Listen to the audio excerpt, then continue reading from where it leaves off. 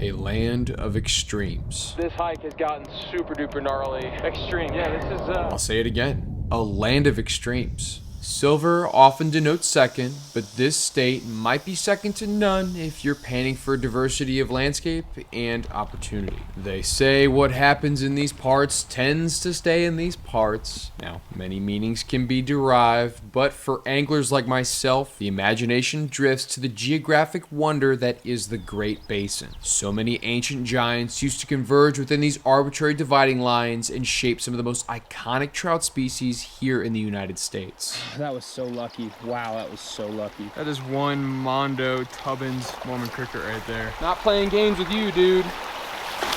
Yes, yes, yes, yes, yes. That's a great fish.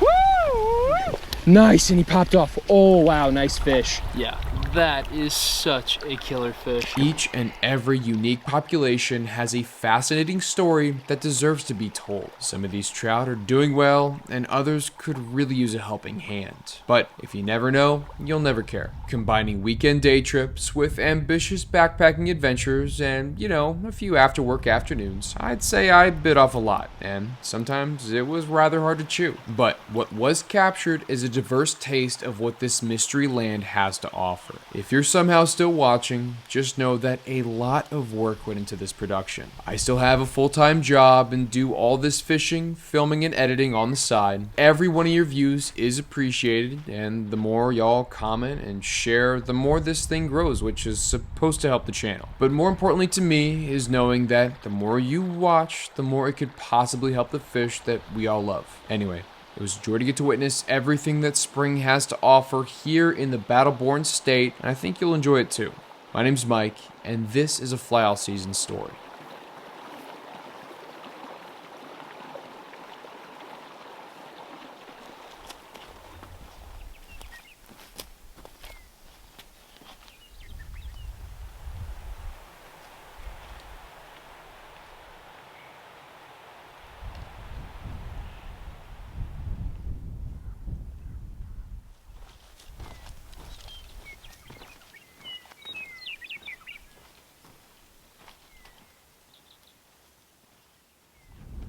Aldo and his little almanac gave me romantic ideas about getting to know the chickadees on my fictional farm one day. There were no subtleties with these splats. The droplets were coming down hard. For this alleged desert, it sure seems like it rains a lot.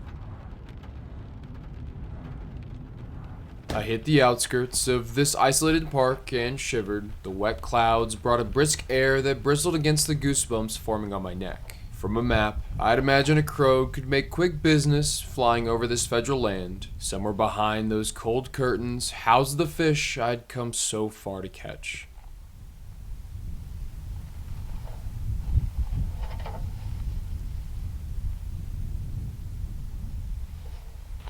It took a bit of leather, but slowly the drab scrubland of Great Basin desert gave way to a more familiar landscape. With each and every step, my nose recognized the wet pine and early season sage swirling with the evening breeze. In my hands, all the pieces felt familiar, but fashioning together all these contrasting elements put my senses in a bit of a spin cycle. The paperwhite bark of this old friend helped keep me grounded. You can always tell it's an aspen just because of the way it is. If you know, you know. This is an inarguable outdoor truth that I can at least cling to for now.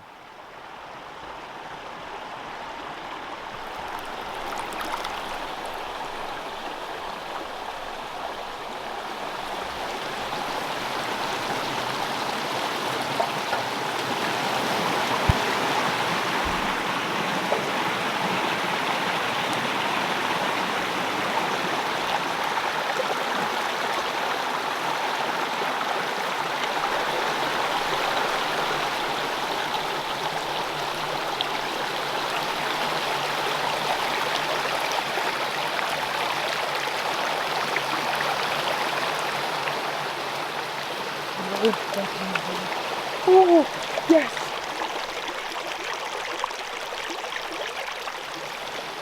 Yes. I've been lucky enough to cross paths with this subspecies of cutthroat before, but here in its furthest western range, yeah, this was new. Ladies and gentlemen, let me introduce to you Oncorhynchus clarkii, Utah, the Bonneville cutthroat trout.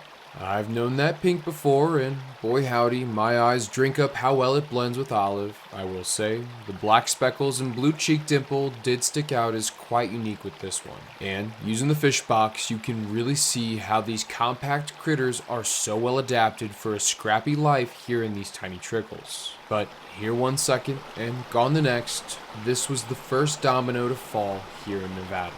Adios, pececito.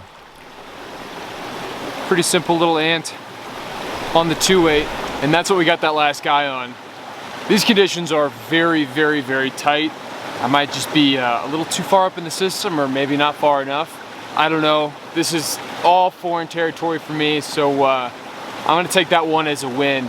But yeah, I might push my luck. I've got some evening left. Not much, but just enough, and yeah, we'll see if we can't move on up and yeah, see where these bonnies are hiding.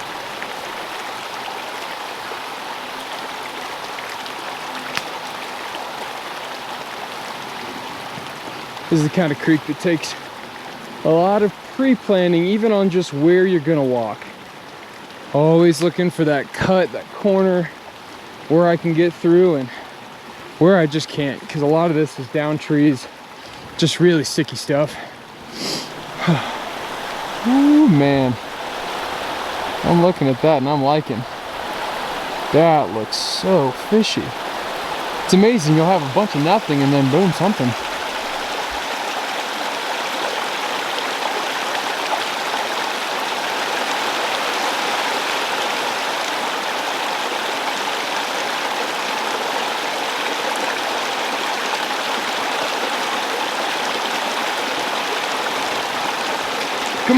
Come on, stay with me here. Yeah! Woohoo!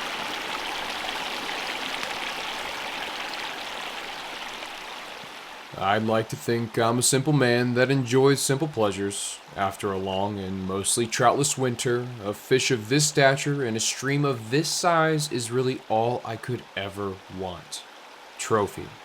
What an ugly word. And yes, I've used it before, but I find it bastardizes a lot of anglers' expectations, and that probably has something to do with the echoes of Grandpa, but that's another story for another time. From my eyes, deriving value from a pursuit is less about size and more about context. And like many of the other native salmonids here in Nevada, there is an abyss of information surrounding the fish you are looking at right now.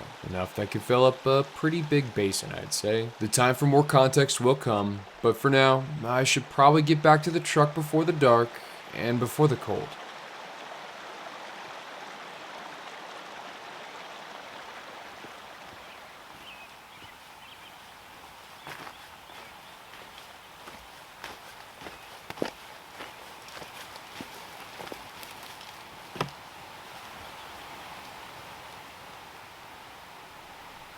The bright white from higher on the peaks was still staring down, menacingly. Could winter just let go already? Even though my goal was to just get the feet wet, I considered today's trip a major success. Taking a deep breath, I needed to remain patient. The calendar, it would do its work, because really, the high country is where I wanted to be. The spring I dreamed was only alive lower down for now, and old Tom Turkey, he seemed to concur.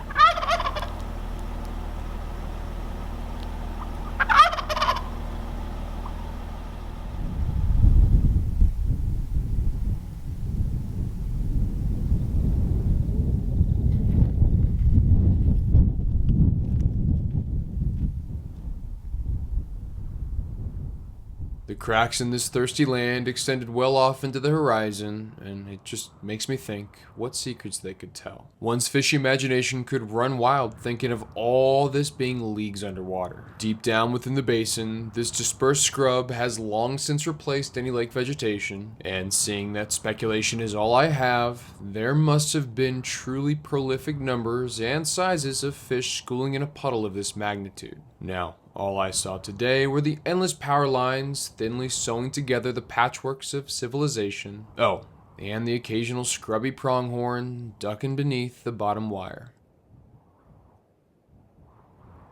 Lake Bonneville covered much of present-day Utah, with small parts of the arbitrary state lines of both Nevada and Idaho making the list as well. This lake started forming around 30,000 years ago and held for just about 15,000 years. At its very peak, it stretched to 325 miles long, 135 miles wide, and it reached depths well over 1,000 feet, overall covering roughly 20,000 square miles. Now, those dimensions may be meaningless to most. I know my puny brain struggles to digest those big numbers too, but just know that's nothing short of immense. A modern day comparison would be something like Lake Michigan, or for a land comparison, Lake Bonneville was about as big as Massachusetts and Vermont smashed together. Right around 15,000 years ago, the lake breached at Red Rock Pass in Idaho, unleashing the massive Bonneville flood. Truly a biblical event. This disaster dramatically lowered the lake's levels and reshaped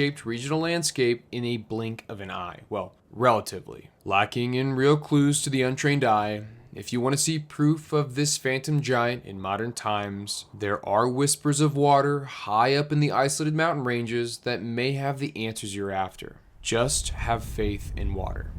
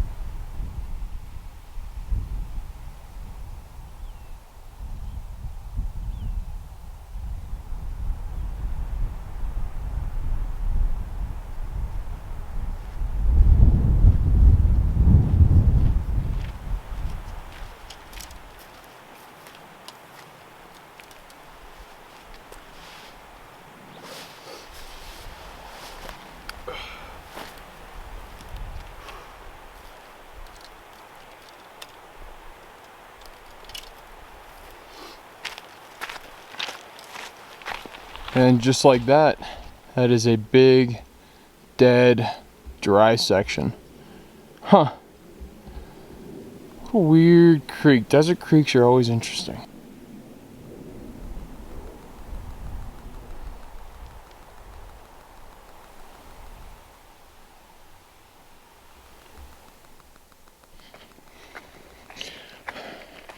It's pretty neat. Just as I've been moving up this canyon, the landscape is already changing pretty dramatically. It looks like it wants to be a little mountain riparian zone here with all these evergreens and grasses, but there's still some sage hanging on.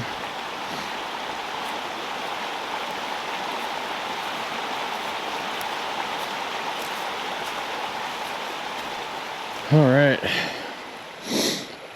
We're not going to start here, but if this is any indication, we're going to be bushwhacking in some small water.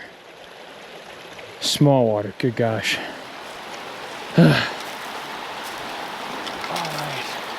The sun has hit the water. It is time to fish. Today we're going after Bonnevilles, and this particular creek and this, I guess, subpopulation of Bonnevilles is very special, but I'll get into that a little bit later. Right now I'm going to get geared up, repack, do the whole dance, and yeah, hopefully we can find some fish. This would be really cool if we did.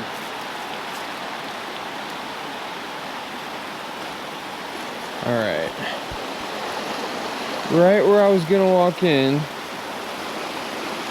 they revealed to me a really big fish, and he was just chilling. Oh, there he is. Oh my god.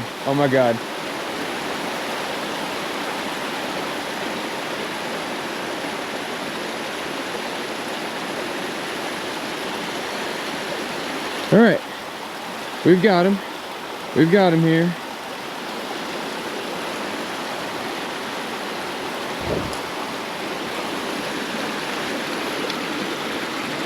That's a nice fish.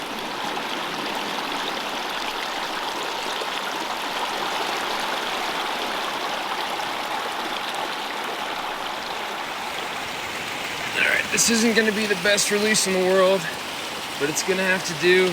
See ya, buddy. The early feint of Dry Creek initially made me flinch, but I knew a little faith in water would flow a long way. This newly wedded world in front of me was such a departure from the high desert down below. Often, these small trickles can be deceptive. From a satellite view on any map, you won't get much intel. And even with boots on the ground, a lot of this doesn't seem like it'd be deep enough to hold fish. Maneuvering through the tight corridor, however, will lead you to pools just like these next few. I may have only been able to pull out 1 or 2 fish, sure, but just with my eyes alone, I could see so many more. Mostly unbothered by my pesky prowling presence, a lot of these green-eyed bonnies ate my bugs with reckless abandon. Now, pattern recognition goes against my sometimes more romantic outlook of trout like this, but I can't help but look at their big black spots and connect the dots to other isolated salmonid species I've been so lucky enough to chase across the country. My memory drifts to Rio Grande's in New Mexico, Yellowstone's in Utah, and even some West Slopes in Oregon. And with how visual this spot and stock fishing can be, I don't remember catching a fish I didn't see. This kind of fishing, it's all very fun, and I struggle to imagine why more folks wouldn't want to go to places like this, but then again, the more I continue with this silly fly fishing thing, I'm constantly reminded I might value very different things when compared to most. But hey, that's fine. More for me and my kind, I suppose.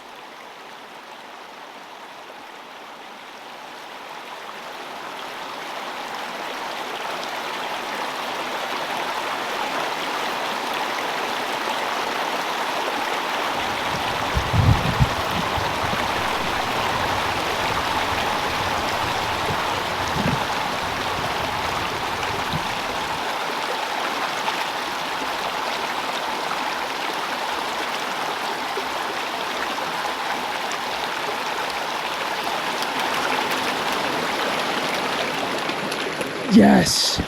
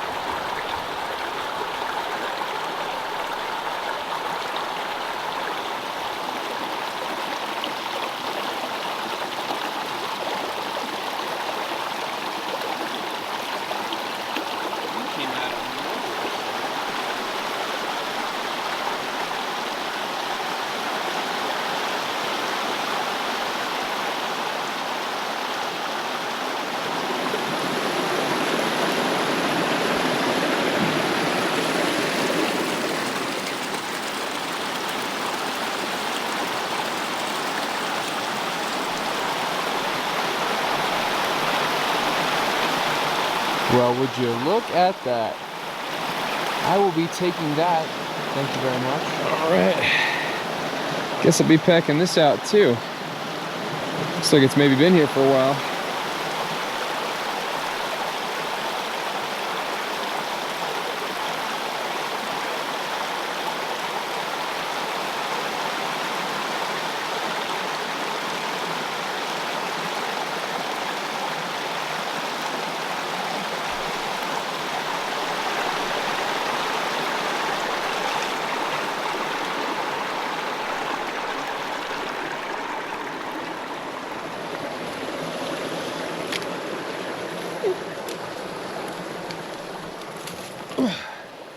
There isn't too much explanation required. The program for the day was kept simple. Reading the signs around the stream, a single dry fly was all it really took to entice these aggressive predators. But along with zeroing in on the bugs to mirror, taking a second to observe all the other elements of a stream like this can help you understand your quarry. It should be pretty clear, well, cold, and clear that is, because this tiny creek is fueled by springs. In a land so thirsty, this system and many others like it are a vital lifeline to hold relics of a forgotten time. These cold water seeps maintain a favorable temperature for a number of species and allows them solace in an otherwise inhospitable environment. The species I'm most interested in is obviously the bonnies, and now would be as good a time as any to dig a little deeper into their story. Well, the wind and the clouds, they're getting a bit shifty, and I'm not quite sure what the weather is wanting to do. I know there's rain in the forecast, but that was for tomorrow, and it looks like it might be blowing in today. So I've taken this opportunity to rest the shoulders a bit, take a load off, and now would be as good a time as any to talk to you a bit more about Bonneville cutthroat and this stream in particular. Because, Bonneville cutthroat in Nevada, that might, I don't know, maybe surprise some folks, because usually when you think of these fish, you think of Utah. It's their state fish. They've got a lot of streams and rivers, lakes alike that are all full of bonnies, or they're doing big restoration efforts to bring them back. They're in Wyoming, they're in Idaho, but again, Nevada. Not a whole lot of people think about bonnies in Nevada, and I get it. Look at Nevada, it's kind of a dry place.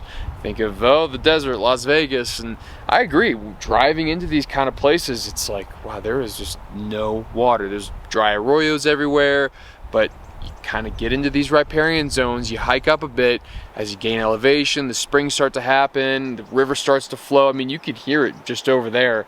This stream for 7-8 miles has been strong. And I don't know, it just kind of comes as a surprise, but when you put into context the prehistoric lake that was Lake Bonneville, it makes my mind spin even more just thinking about how long these fish have been isolated. Because, yeah, you think about the furthest eastern edge, that'd be Utah, and the furthest western edge would be Nevada. Northern, obviously, would be Idaho and Wyoming, and it's just so strange, like in these, snapshots of time, like, fishing right now. I don't know, I wouldn't think anything better of it. Be like, oh, cool, some cutthroat in this random stream in Nevada. But when you put a fuller timeline on everything, how many thousands and thousands and thousands of years these fish have been isolated, just in this creek, doing their thing. And yeah, I don't know, it kind of gets the gears going, just thinking about, the floods and the fires, the droughts, maybe everything that could have happened to snuff out this isolated population, and they've been resilient and survived through it all. And that kind of brings me to this creek itself. This is called Hendry's Creek, and where I'm at right now is the Morio Wilderness, and there are, I'd say, about a dozen streams just like this one. This one might be a bit more remote than some of the other ones, but I digress. They're full of native Bonneville cutthroat.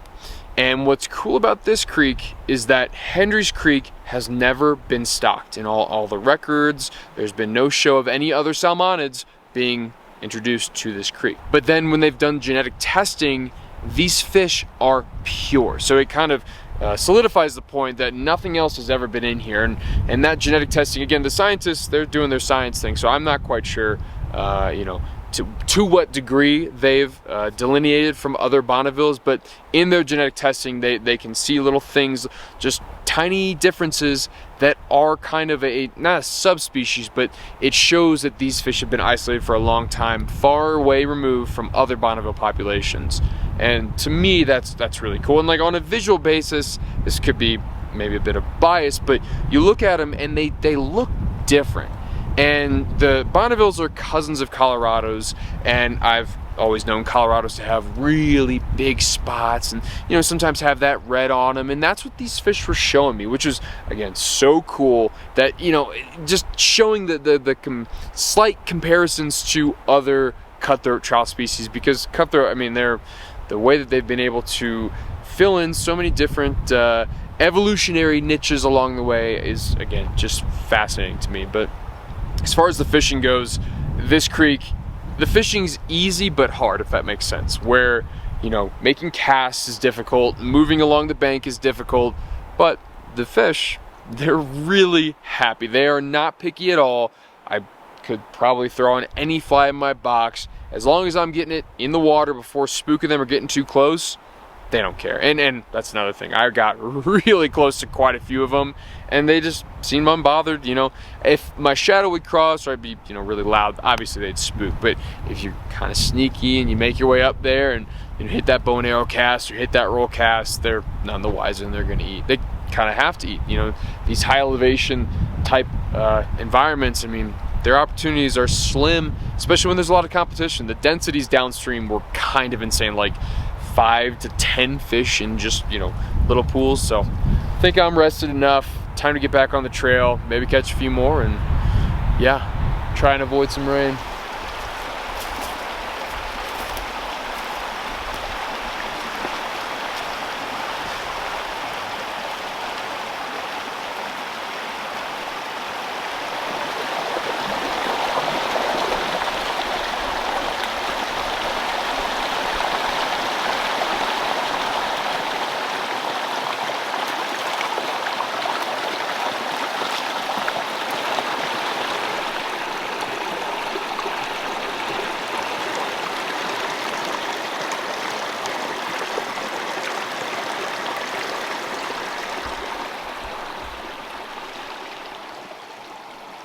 Did I have to come up here? Well, no.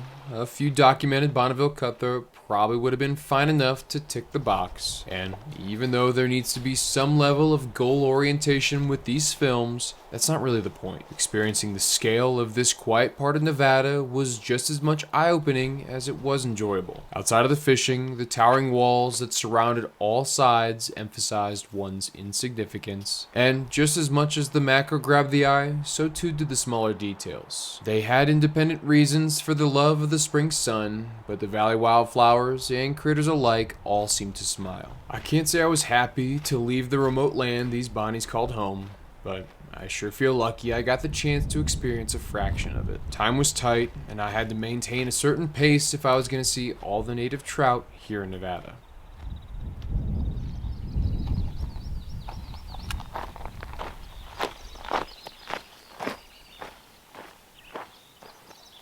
All right, here goes nothing.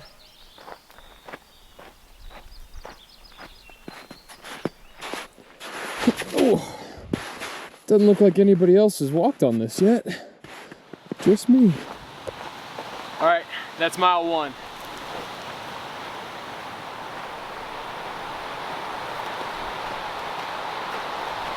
It's mile 3. It's mile 3. 4 miles. 5 miles.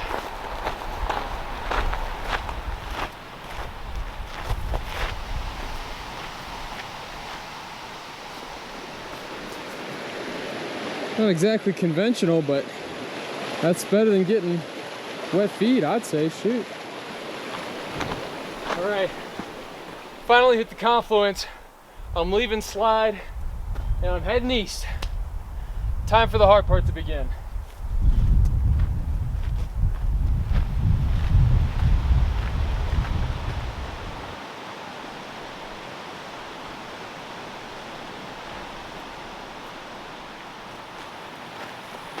All right, sitting at 8. I'm running out of fingers, but that makes 9 miles.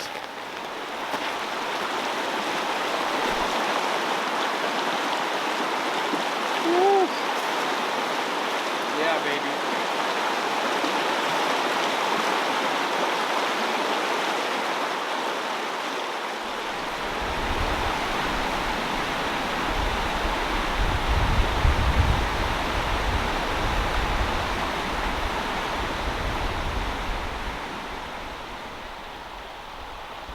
Mile 11 has not been good.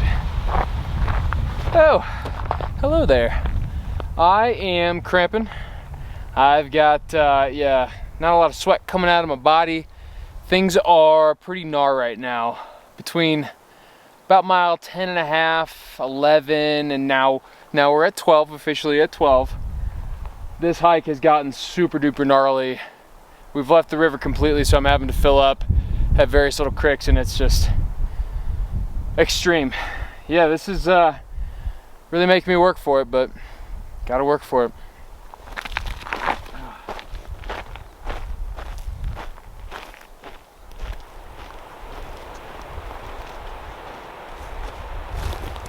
All right, 1-3. I don't know how much left I got, man. This is kicking my butt. See all that? You're just having to go up and down. Up and down. You gain a bunch of elevation, then you drop, and then you gain it right back. Yeah, come follow me. This is fun. Do it in a day. You'll really like it. I promise.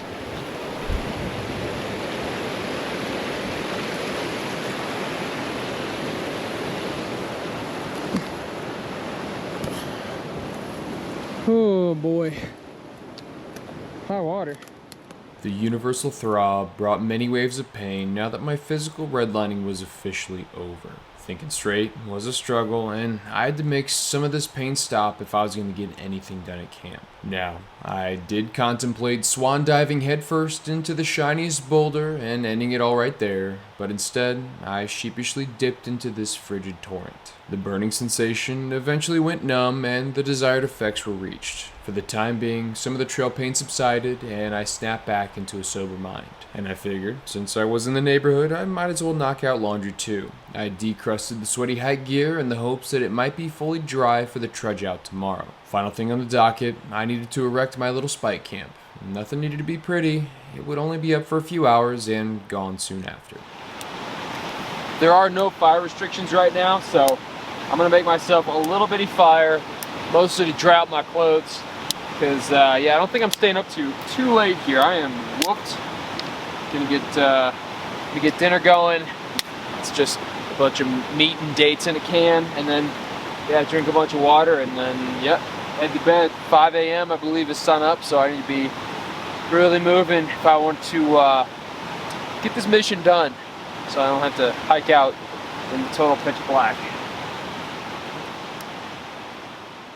I've got a cousin of mine who's an officer of the law, and we talk all the time about the concept of policing versus using discretion. This can be applied to many things in life, but I thought about our conversations while the aggressive pops of dry wood would take my attention away from camp chores. Fire is downright taboo all across the West, and you can guarantee that come July, most places will be in full fire restrictions. However, if you follow these basic guidelines and use discretion, a fire in the backcountry can be such a great point of comfort and utility. But as always, don't take my word for it. Be sure to look up regulations or call in before you head out.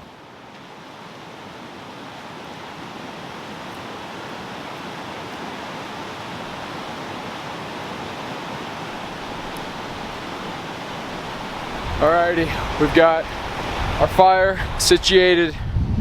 We've got our tent situated. I think I'm gonna be cold tonight, but there's not much I can do.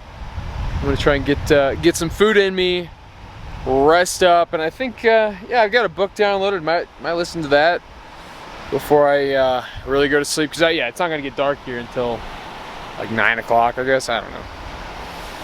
Oh, what a day.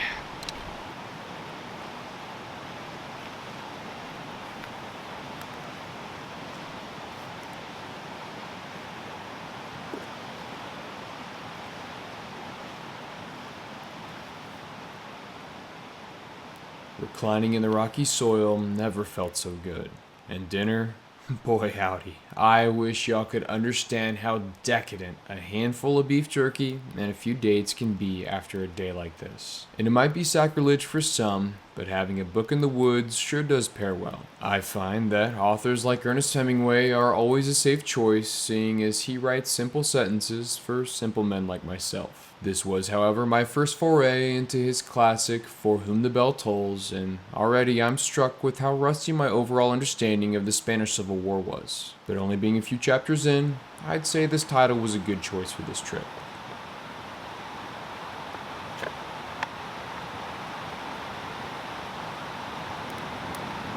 Well, here we are. I am just monitoring the fire. I cut my toe pretty bad walking around. That was dumb. Not gonna be great for tomorrow, but yeah, I guess that's a tomorrow problem. I'm whooped, man. I gotta be honest, these first pushes of the season, like I've done some grindy stuff already, but this is by far and all the most ambitious and most remote, I guess, outing here in Nevada.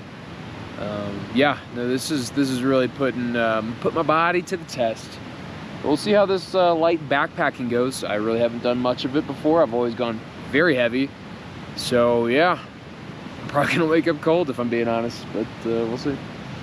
It's not too bad out right now. Yeah, I'm just waiting on some key pieces of clothing to dry, and I think it's gonna be time for bed.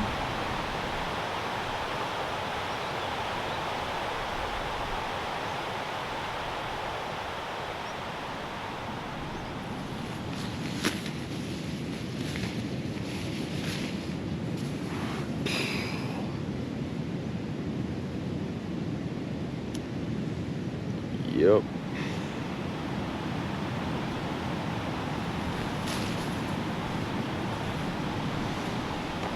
Alright, figured I'd spare the details. I've got everything broken down here. I'm gonna leave all my camping junk. There's no trash, no food. It's all with me. That's just an empty can. But yeah, onward and upward, hi-ho silver, all that. Here we go. Hitting the first few holes around camp didn't yield so much as a follow. My already shaky faith was wavering. They should have been there. Trying to do the fish math in my head, yeah, these were definitely deep enough to hold fish all year long, but the nagging thought that kept bothering me was, what would this look like when snowmelt subsided? Maybe I needed to keep moving upstream.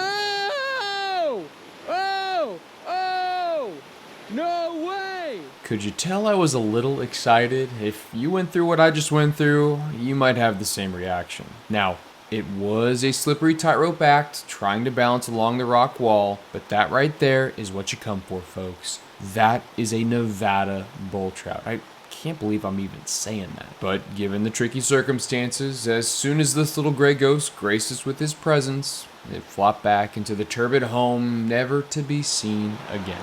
You know, I really didn't think it was gonna happen. I was a little bit down the dumps this morning, going from hole to hole to hole, and not even spooking a fish. And granted, you can see conditions are still kind of rough. The snow's still here.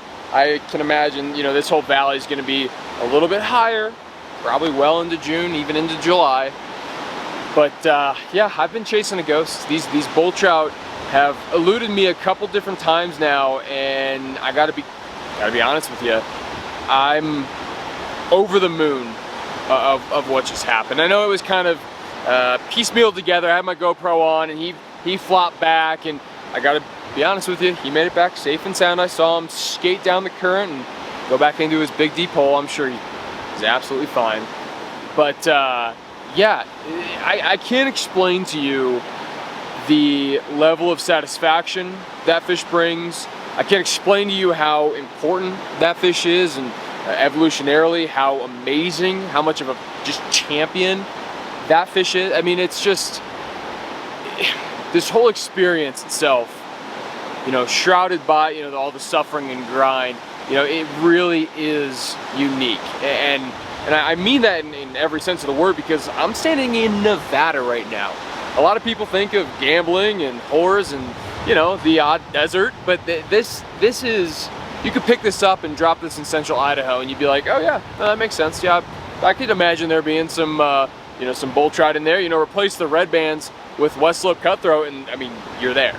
You're really there. And yeah, I've been following this study that you know, there was a survey done in 06 and 07. The USGS, I believe it was USGS. I've got it linked down below.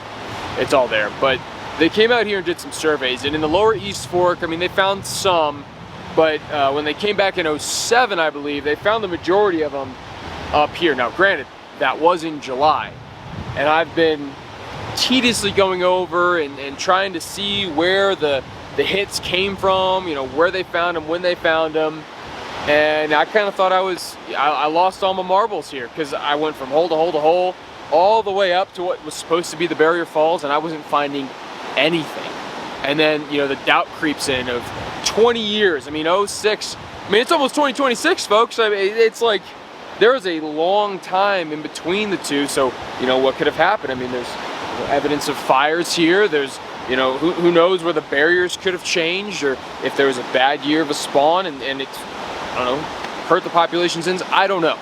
But those doubts start to creep in when you're fishing good holes and you're finding good water, but there's no fish there. And everything, granted, it's high right now. No one should be fishing out here. It's stupid, it's silly.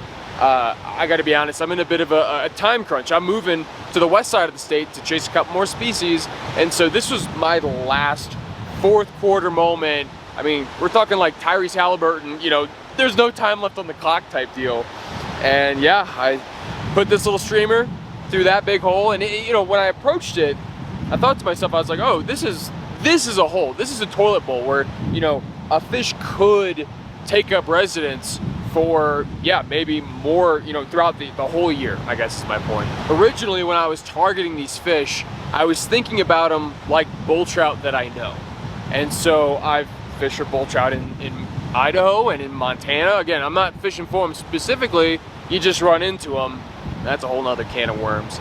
But my point is that the bull trout that I know are very migratory. They move, I mean, wide distances. We're talking 50 miles, 100 miles, 150 miles to either follow spawning whitefish, follow spawning cutthroat, or to get to spawning grounds themselves. And you know, in the past, if they had access to salmon. But again, whole different story. And so when I first kind of got out here and started, you know, trying to target the bull trout, I was way down in the system thinking, okay, they're staging, they're still far down. If these are their spawning grounds, well, they're going to be, you know, way downstream, and they'll have to travel all the way up. And that's just, again, I don't know why anglers, or maybe it's just like humans in general, but we get these like very solidified ideas, and yeah, I completely fumbled the bag. It was a lot of hiking, not a lot of fish. And again, that was last week, and the conditions were even worse than this, like a foot higher. Maybe there would have been fish there if the weather wasn't so bad, the water wasn't so bad, but I digress. I've had to approach these bull trout in a bit of a different manner, and not too dissimilar from, you know, high elevation brook trout in southern Appalachia, or white spotted char in Japan. You know, these char species that are, you know, have the ability to be extremely migratory. You know, you give a brook trout the chance, they'll go for miles and miles. Same thing with the char, the white spotted char, and you know, their cousins, the bull trout, are doing the same thing. So I've had to kind of rewire my brain to, you know, okay, these are isolated char. They aren't moving much. If they can find a hole, find a home, they're gonna be there. And so, yeah, I've kind of had to really grind to get here. I'm gonna call that bull trout, that little guy, I'm gonna call him 35, maybe 40. I mean, that's all said and done. From 11 a.m. yesterday to probably 11 p.m. tonight, that's about the hiking miles all of elapsed. This is not a day trip. This is even just like a overnight. This is really stretching it. My body is wrecked. The hiking was raw. I busted myself up, you know, at the campsite, and yeah, you know, it's just, Nevada is truly a land of extremes, and a far cry from the snake sits, you know, again, a true relic of the past, and that's, yeah, a Nevada bull trout. So I think it's time for me to mosey on down. I might stop and pop a couple more holes, but we got what we came for, you know. As silly as that may sound, I would just as soon get a head start, get to hiking, and maybe have a little bit light left before I get back to the truck. So yeah, this is a win, huge win.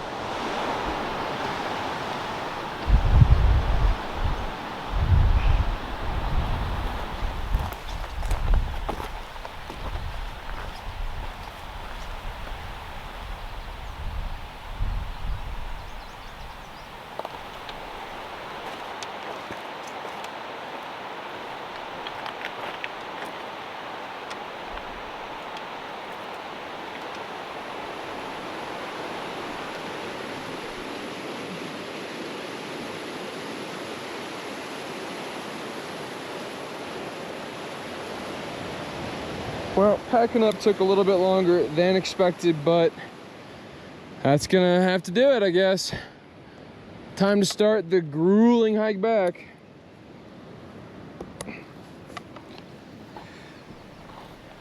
I'd alluded to this earlier, but I was indeed in a time crunch.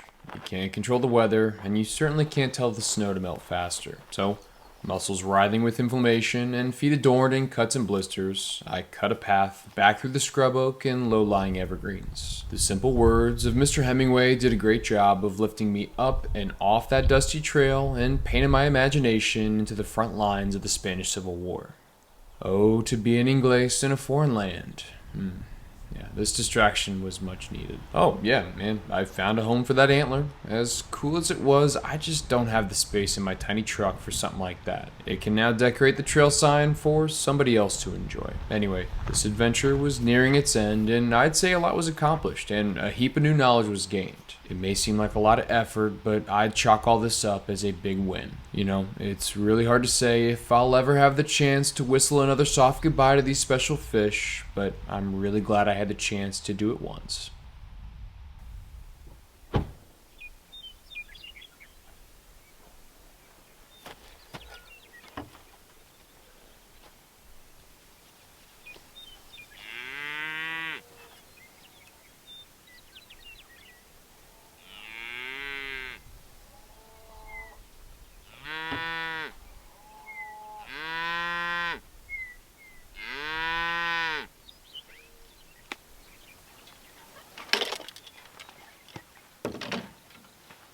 Well, I've basically got one shot at this, so hopefully this is the right decision. Yeah, kind of a big shrug of the shoulders today. I have no idea what's going to happen.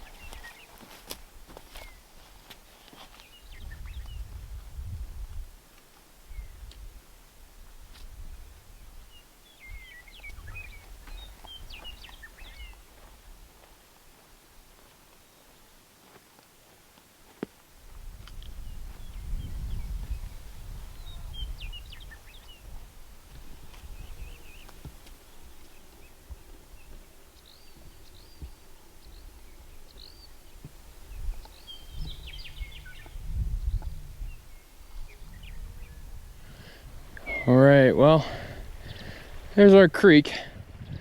Kind of small, a little off-colored. I'm trying to stay back from it because I want to fish it up. So I'm going to go down to the property ending, or I guess property beginning, and move my way up. But yeah, I don't know what to think of this. I'd like to see a fish. That always puts my mind at ease.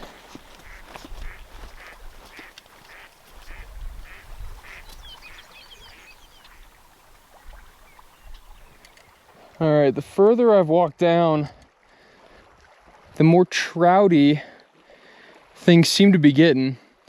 The water's cleared up. There was a spring just up the way, and it seems to have helped with clarity, and maybe it's not so dang muddy.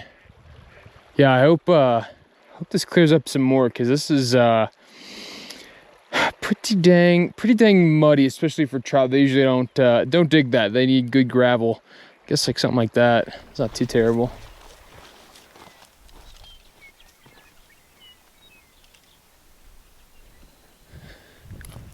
All right.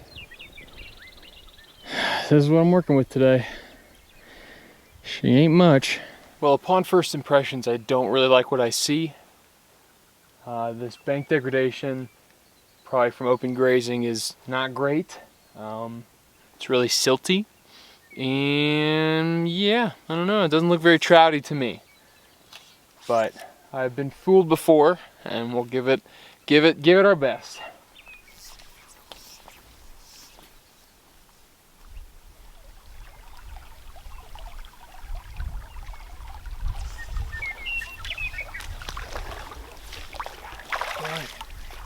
That looks great. Oh, come on, fish. Buddy.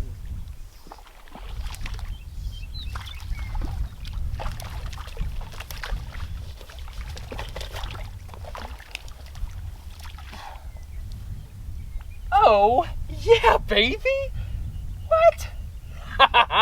Woo! Man, I did not think I was gonna get the chance to dance. But that, ladies and gentlemen, is a Yellowstone cutthroat trout.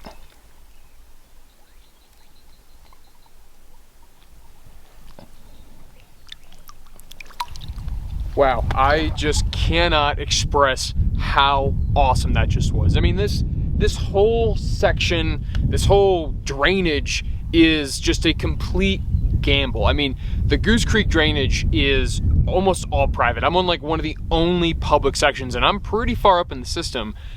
And yeah, I mean, I've caught Yellowstone cutthroat all over the place, but that one right there is a little bit more special than some of the other ones. Oh my gosh, that's so good. Now, I'll talk a little bit more about them maybe later on in this section here. I'm gonna try and ride the morning bite as best I can, and yeah, keep things going. If they're willing to bite hoppers on the 2-8, hey man, sign me up. So yeah, I'm gonna keep going. Let's find some more. Couldn't really put a good number on how many minutes fizzled by after that first fish. The squish squash of every slippery step just continued to reverberate off the mud walls. Dang, that undercut was too good not to hold something. So many soft lines and silent drifts.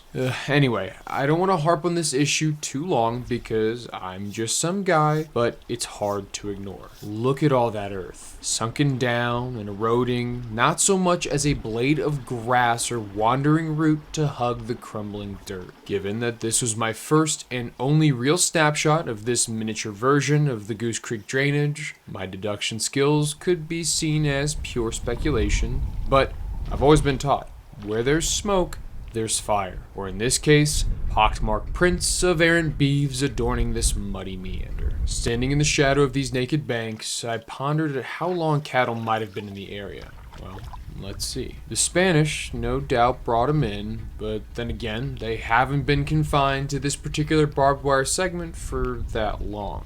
Maybe 100 years? It's no secret that BLM land like this is often used for open grazing. Now, I like steak, and I think it's pretty dang good for you, so I don't want to bemoan the making of my favorite food. But on the flip side, I do think there's a lot of managed grazing practices already in place that could be mirrored at a spot like this. I don't know, it just makes me think, what's the timeline for recovery for all this damage? Or better yet, how much longer could this stream maintain a pulse with this much pressure? These Yellowstones are so finite here in Nevada, and I worry their muddy house might not be much of a home very long. And I'll give this more attention later on. For now, I need to get my mind right and put my eyes on a few more trout.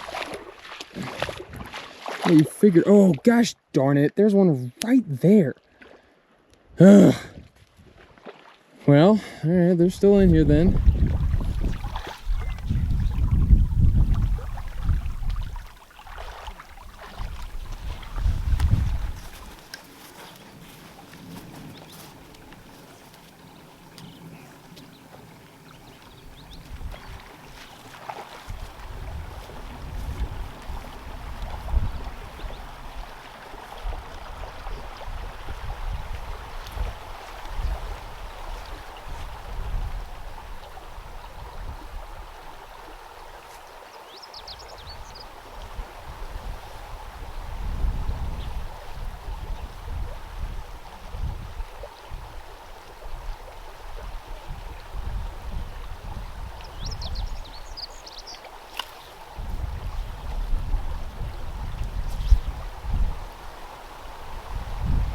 Okay, without a doubt, that was the biggest fish of the day, and I whiffed on him twice. I think the fly that I tied, maybe not meant to be a hopper. So I've done the same strategy. Since he ate it twice, I didn't hook him. I pulled it right out of his dang mouth.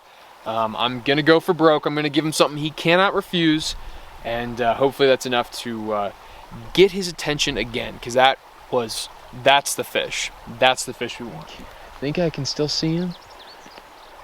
I'm not too terribly sure. Oh, there he is, there he is, there he is. He's back up top.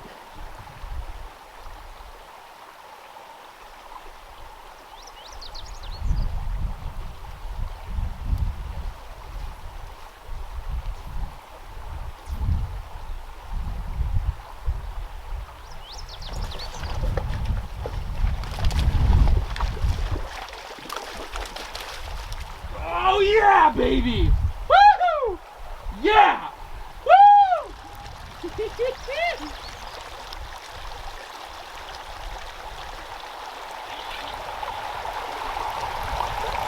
One last look at him. That is an awesome, awesome fish, man.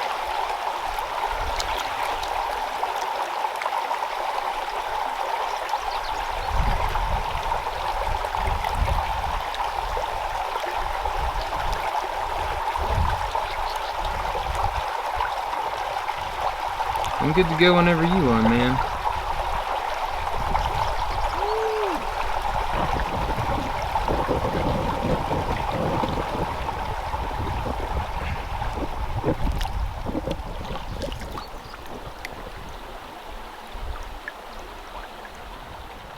Now, if I know anything about cutthroat, the sunshine and warm weather is going to get them fired up. Mixing a little bit of wind, they're going to be looking up for grasshoppers, and I got something for them. But I don't want to be too long-winded here, but I think it is worth stopping and talking for just a second about this very iconic game species. I mean, the Yellowstone cutthroat trout. I mean, what more is there to say?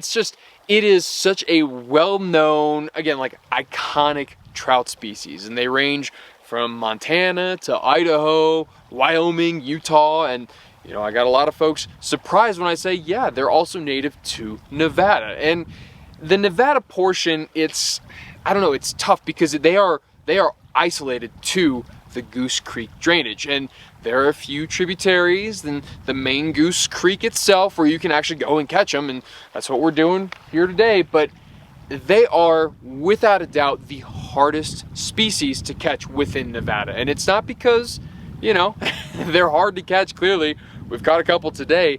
It's the actual water you are able to fish. Most of the Goose Creek drainage here in Nevada is all on private, and that's something I'll probably talk about if I haven't talked about already. The private land and private ranches all throughout Nevada, it's been really tough to navigate, if I'm being quite honest. And looking at this drainage itself, 99% of it is, you know, land you cannot access, water you cannot fish. I mean, that is unless you have private permission, and that's to say, like, you can go knock on doors, you can go stop the rancher and say, hey sir, like, can I go fish your land? I'm not probably gonna do that, not only because I don't really have time, but also it's like you don't want to bother those people, and then also you don't want to get shot. And I'm not saying that's gonna happen, but yeah, it's interesting getting to actually see this creek, getting to see these fish, because I'll be honest, this portion that I'm fishing was a total question mark. I had no idea if the water was going to be here, and then even getting here and seeing, okay, the way that they're acting, because I should have had so many more fish by now. I'm just, you know, when you get in that rhythm of like, okay, no fish, no fish, no fish, dead water, dead water, dead water, and then even like good looking water, you'll see it and you'll be like, why aren't there any fish in there? And then, you know, it'd be like that third, that fourth, that fifth run, you'll bust right through it and you'll spook a giant, like a really nice Yellowstone cutthroat. You'll see that just gold bars zipping through the water and you're kicking yourself just like, what am I doing? I'm an idiot. But yeah, this has been a very fun stream. The little goose, like I said, there's not much to fish here, but from what I'm seeing, this public access, you know, they're here. So yeah, I'm gonna do everyone a favor here and shut the heck up. I'm gonna get back to fishing. Hopefully we can pick off a few more before we get back to the truck. So let's go.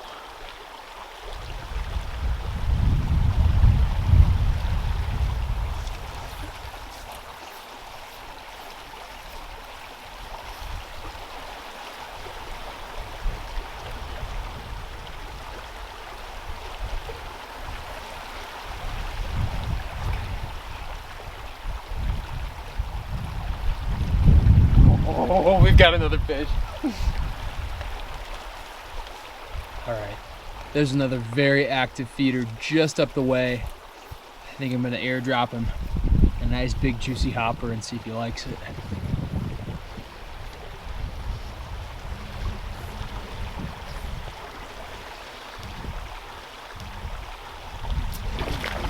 He loves it. He loves it. He loves it. He loves it.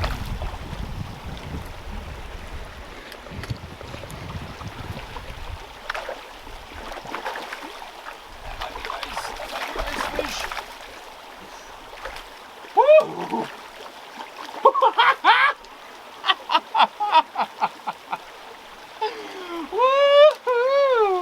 They like the hopper, baby.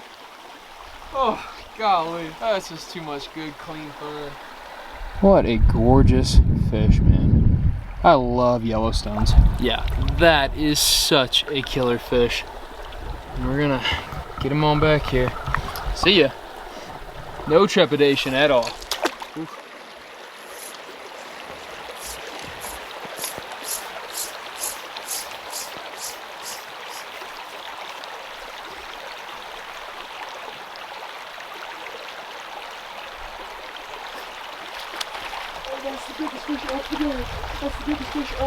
Holy Toledes. What the hell? Oh my gosh.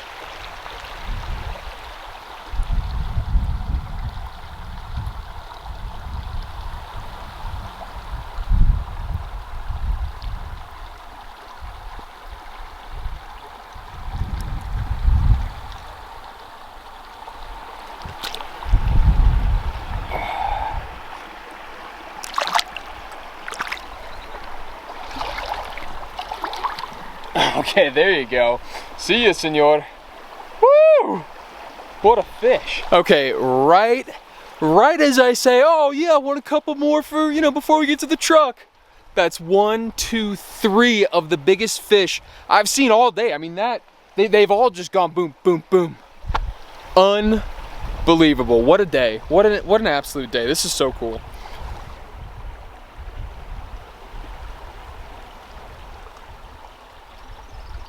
I could offer up many, oh, it's a shame anecdotes, but I won't. Instead, I'll say this. I'm thankful. I'm thankful for this spring. You know, it's sitting there fighting the good fight to keep this creek cold and clean enough for these fish to rustle up a living. Hell, I'm not sure what's exactly spewing out from underground because it sure grows some mighty fine fish. I'm thankful for that too. Lastly, I'm thankful that this little sliver of the Goose Creek drainage fell under public land and gave me the chance to experience these Yellowstone cutthroat trout. This was yet another unique corner of Nevada, and the native trout that swim here gave me a lot to ponder as I waded out of this sagebrush sea and towards the next species.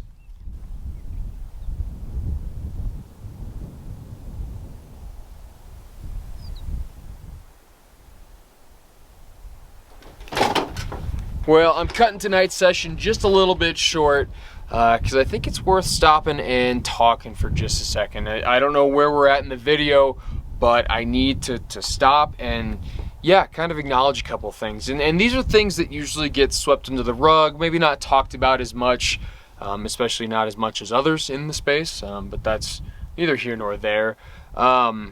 There's a lot that goes into these productions, and on the back end, you know, during the adventure, and then, you know, many months after the whole thing is complete, there's a lot of time, a lot of money, a lot of effort, and maybe you've seen it throughout the video already, but you know, folks like On Water, they've given me access to the app. I've been playing with it, kind of stress testing it, comparing it to, you know, different things that I use and seeing how it can be applicable to my already very full toolbox. And I think I've definitely found a place for it, and the actual functionality of the app is extremely helpful for me in the pre-planning and then actually in the adventure stage, and even afterwards, you know, dropping waypoints, journaling the catches, and just showing where, you know, each of these little spots that I've been. It helps just kind of keep it fresh in my head. But I say all that to say, like, not only on the app side are they helpful, but we partnered on this video. right? And so they're helping to grease the wheels a little bit, because these things, they're not free. These films, if you can call them films, they aren't cheap. And so having anyone willing to roll the dice, you know, scratch my back while I scratch theirs, I mean, it means a lot. And all the folks over at On Water, at least the ones that I've been working with, they've been really awesome individuals who give a real hoot about public access to your, you know, land and water, you know, opening up more opportunities for anglers. It really, I find it to be very endearing, and it kind of lines up with how I feel in a lot of ways, especially about public access. And yeah, you're right to fish and recreate in pretty awesome places, not too dissimilar from where I'm at right now. But it's not just On Water. Obviously, I've got a ton of people to thank. All the partners, new and old, and you know, they've changed, they've ebbed and flowed. Business relationships are kind of hard to maintain sometimes, especially in this space. It's real small. But you know, folks like Ant, you guys have seen it. I've been using their rods this entire time. Sam uses their rods. Like, I don't know, the guys over there, they're just homegrown Minnesota boys making rods that they like, and yeah, they really help me out and help Sam out as well. There's some really cool rods, and there's probably a couple other folks that I'm not mentioning. Maybe my mind's just not as clear as I'd like it to be right now, but to any of you out there, obviously, thank you. And believe it or not, I get told that I'm not the best advocate for myself, because yeah, YouTube ad revenue does not pay the bills. It certainly helps, and it helps with, you know, obviously gear and places to stay, gas money, obviously. But it doesn't really stay in line with modern inflation. You know, things have certainly gotten tight. Pocketbooks are definitely tight, and I don't really know when and where to, you know, put this into either, you know, Instagram content or in videos. But you know, if you feel so inclined, if you are sitting there watching this right now, I know you're sitting there watching this right now, you probably got your phone next to you. Obviously, thank you for your support. But if you're looking to maybe provide more than just a like or a comment or a share, subscribe, whatever, we do have a Patreon, and it does always seem a little bit weird pushing people towards a Patreon, because like I said, you know, we're not doing bad. We're not like begging for money, but the more it can scale up, the more that yeah, YouTube ad revenue, you know, mixed with sponsors, mixed with Patreon, can match what my salary is. I mean, it's getting close, but it's still a far cry to be comfortable. You know, this is still going to be kind of a half and half part-time deal, and so yeah, again, I'm rambling at this point, but if you feel so inclined, again, check all the links in the description after the video is over, or do it on your phone, or go on Instagram and check all the links. They're always there. I hate to, again, kind of stop the flow of the video, because this, I mean, Nevada's been awesome, but I need to obviously say some thank yous and obviously be an advocate, because yeah, these films aren't free. But I hope, regardless, new, old, you've been here a while, or you're just seeing this for the first time, I hope you're enjoying the video. And yeah, let's get back. I think there's more fish to be caught.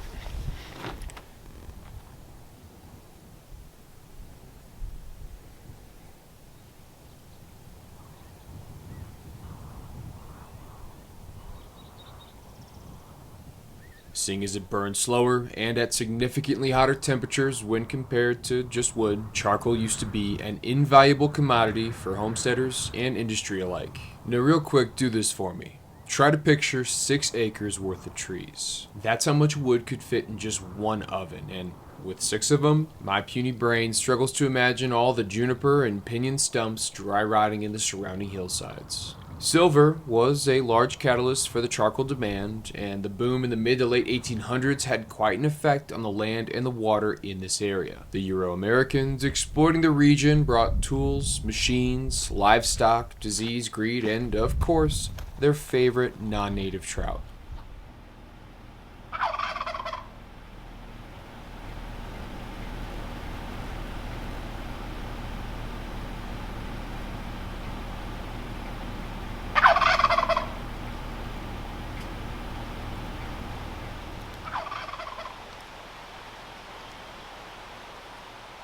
Old Tom Turkey was hard at work this afternoon. Something about the swirling rain had him ornery and hungry for some honey.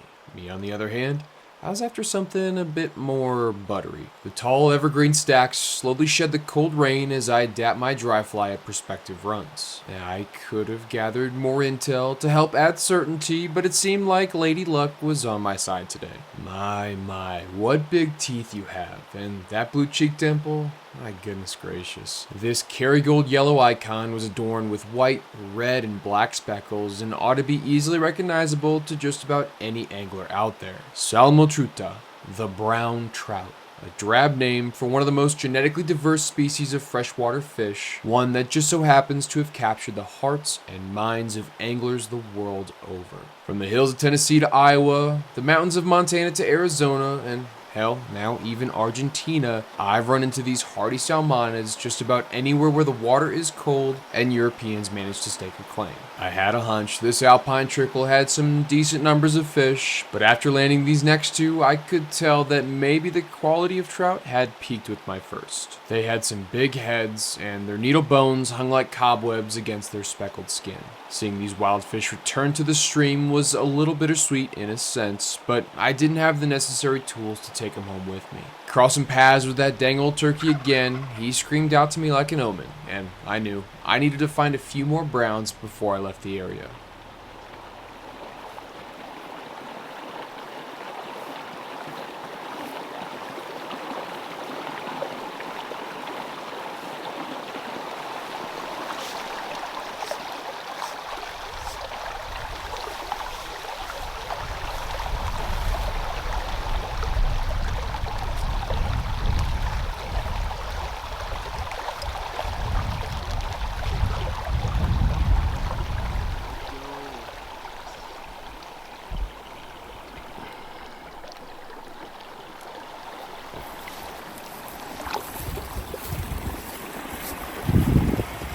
Ooh, that looks good. That looks so good.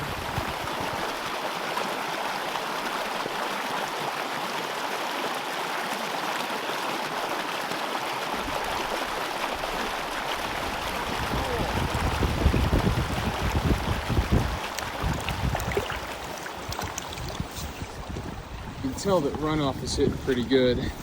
It's a little bit flooded, but I don't know if the fish mind all too much. As you can see, brown trout don't need a whole lot of space to operate, and it's no secret, I like small streams, but man, there were times where this one felt downright microscopic. Like I'd mentioned earlier, Nevada has a surprising network of springs seeping out all throughout the state, some of which lead to really unique creek fishing opportunities, just like this one. Now I know, it may look like I'm having fun at this golf course looking stream, and it's because I am, but I don't want that to overshadow the fact that brown trout shouldn't be here. This is a story told time and time again, but I fear the further down the road we all get, folks either stop caring or just flat out forget the fact that brown trout were introduced.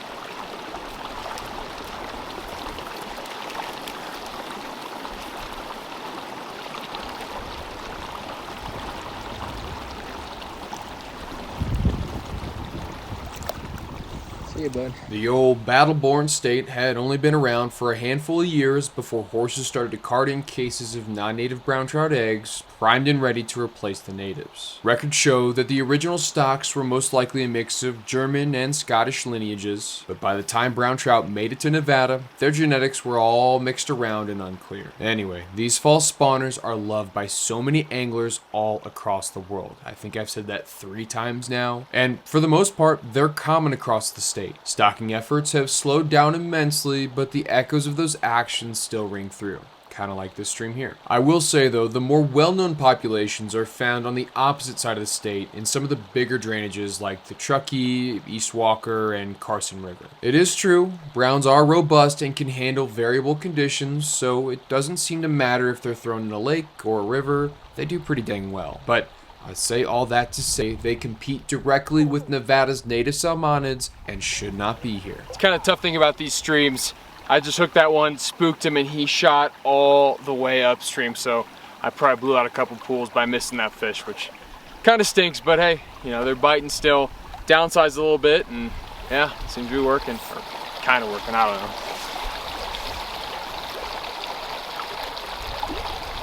Oh!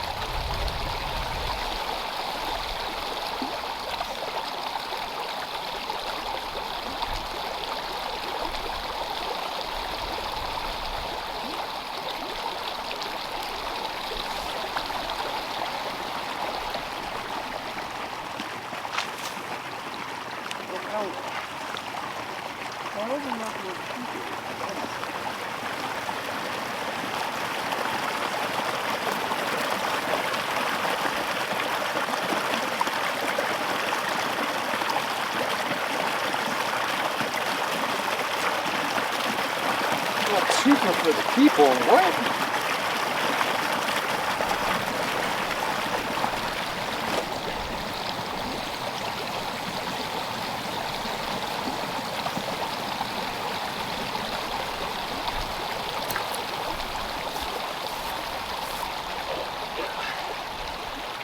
That almost looks brand new. You know, wherever I find myself, I always make sure to carry little red bag like this to be able to carry out trash that other people either forget or leave. And yeah, it's always a good thing, good practice. You pack it in, pack it out, but if you're here, you might as well pick up some trash that other people have discarded and yeah, make these places better than when you got here.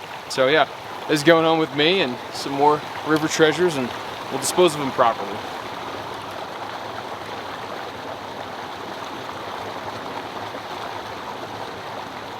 My time at this stream was coming to a close, and I must admit, the fishing here was just so much fun. And after an afternoon full of brown trout, my last fish on the day actually ended up being something different. Yep, that right there is a rainbow trout, not a red band.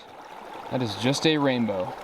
This is important to note, and I'll get into it later on in the video, but rainbows are not the same as red bands. Remember that. And just by virtue of where I was doing the majority of my fishing, I wouldn't run into many more of these stocked rainbow trout until I made track all the way to the west side of the state. I'm talking damn near at the California border.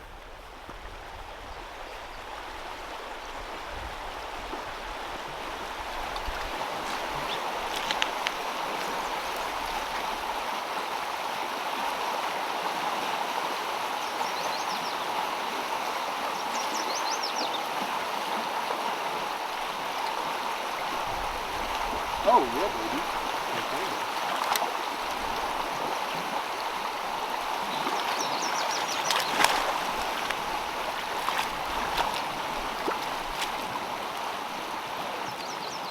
Well, Mr. High Water Muncher, thank you, sir. Now, at this very popular and mostly underwhelming tailwater, I ran into a handful of clearly wild and clearly stocked fish. Rainbow trout had a very similar introduction history as the browns. The only difference is that today they are stocked much more aggressively throughout the state and are used as a recreational tool. For me, this is always kind of tough to see because these hatchery fish can and will hybridize with existing native stocks. This is more than likely the last fish of this session.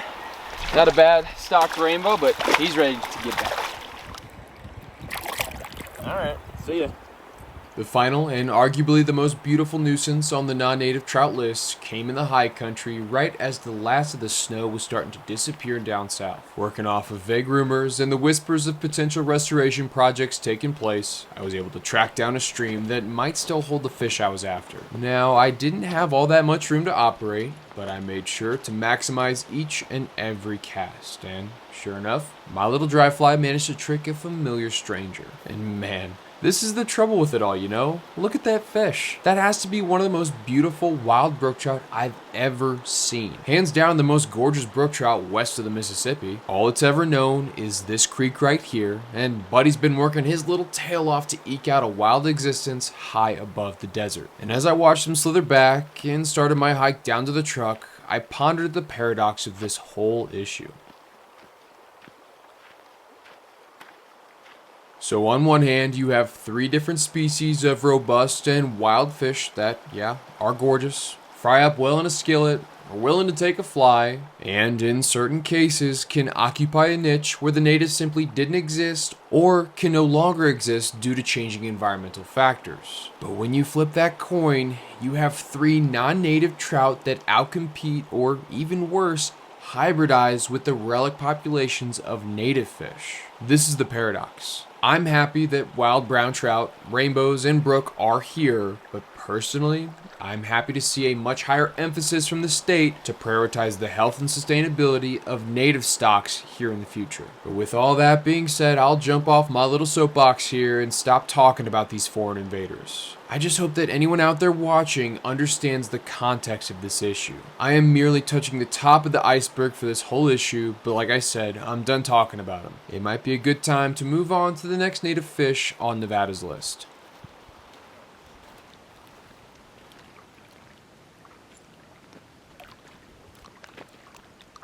You know, I've always heard a lot about this lake. Growing up, the only echoes of trout in the entire state of Nevada were carried up and over the Rockies and fell on mostly deaf ears. Sure, the rumors of big fish are cool and all, but the ways in which folks target these trout always felt so lame. Almost a decade between those first impressions, the horizon revealed no monocropped ladder sprouts planted along the banks of this salty pond. It was far too late in the season to see that bounty. Don't get me wrong, larger than life fish are fun, but I wanted to experience something more. So that's what I did, and it all starts now.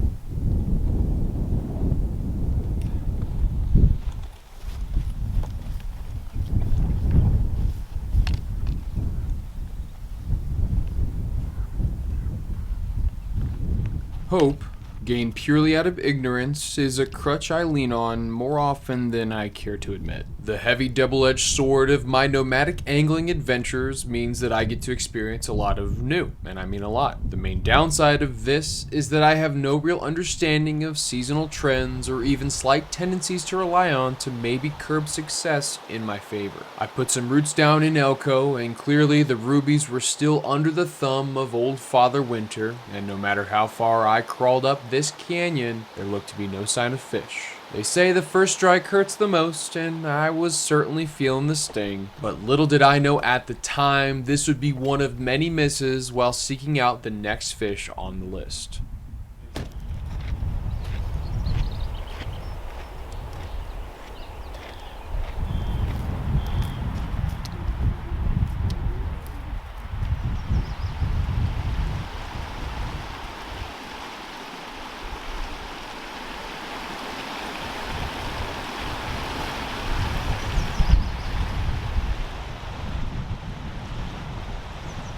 Surmising that runoff was going to be one of my bigger issues here, I figured I might as well see if the beavers were able to slow any of that flow. And boy howdy, that was still so much water. Brown and ice cold, like a watered down cold brew. If there were any fish present, my numb legs were telling me they'd be bellies down to the bottom in a state of stasis, merely waiting out these frozen flows. I'd really thought these rodents would be able to make a dent in this melted influx, but no dice. The profile of this creek was no doubt double of what it normally might be, and there it was, strike two. I had now gone high twice and was sitting with an 0-2 count, so in some stroke of genius, I decided I ought to go low. Sitting at my desk, nice and bored, and with warm spring weather out there on the horizon, that's gonna have to be my alibi for this third and final fail. This is pretty wild. I have never seen sage this high. This is really crazy. I mean, do I really even need to say it? The water was ripping and freezing cold. Yep, strike 3. Now, even though I was out, I wasn't down. This loss allowed for a lot of learning. This accumulation of blunders is a good opportunity to talk about a lesson I've been learning the hard way out here in Nevada. Well, folks, here I sit, 10 toes down on public land. Bureau of Land Management has taken a lot of land here in the state of Nevada and set it aside for the public, or they couldn't sell it for whatever reason because there's nothing to do in a sea of sage. But I want to talk about public and private land for just a second because it's been kind of a linchpin a couple of different times throughout this whole experience. And yeah, you know, there is a lot of public land if you look on a map. National forest, national parks, and then yeah, BLM. But getting there is tricky, and I've been fooled a couple different times. Now I think I might be on strike 3 because yeah, you put in your GPS, you see, okay, there's the private, there's the public, okay, there's a road going right through it. But roads out here they're more of a suggestion, let's just say. A 2-track, you know, gravel, really, really rough road, they call that a road, and your GPS will take you here.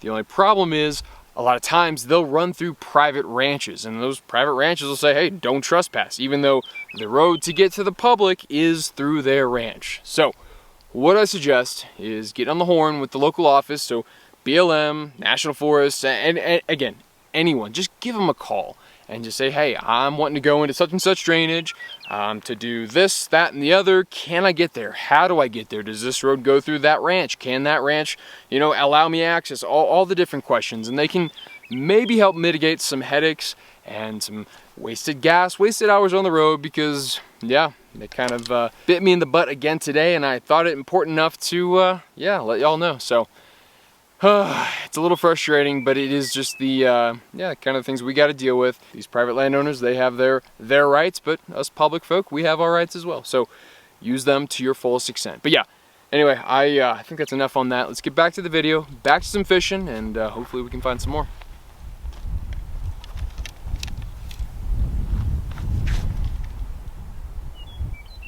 Is the ground moving? Nope. This massive life gave an initial shock, but once fingers and toes run out to count the hordes of these Mormon crickets, you become a bit detached to the audible crunch and pop as you move across the many dirt road complexes here in central Nevada. These massive katydids operate in a boom or bust population cycle, moving in groups of millions. This unsettling sight can be devastating on agriculture and a downright hazard on asphalt. I'll talk more about them later on, but in the moment, I could only wonder how this might affect the trout. Hey, cow, come on, cow.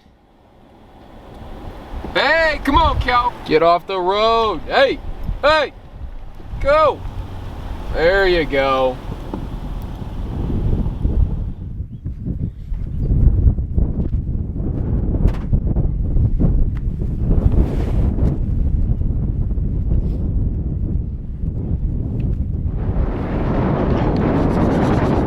Hannah, it is a windy one today. Good golly gosh. Where's this wind coming from, man?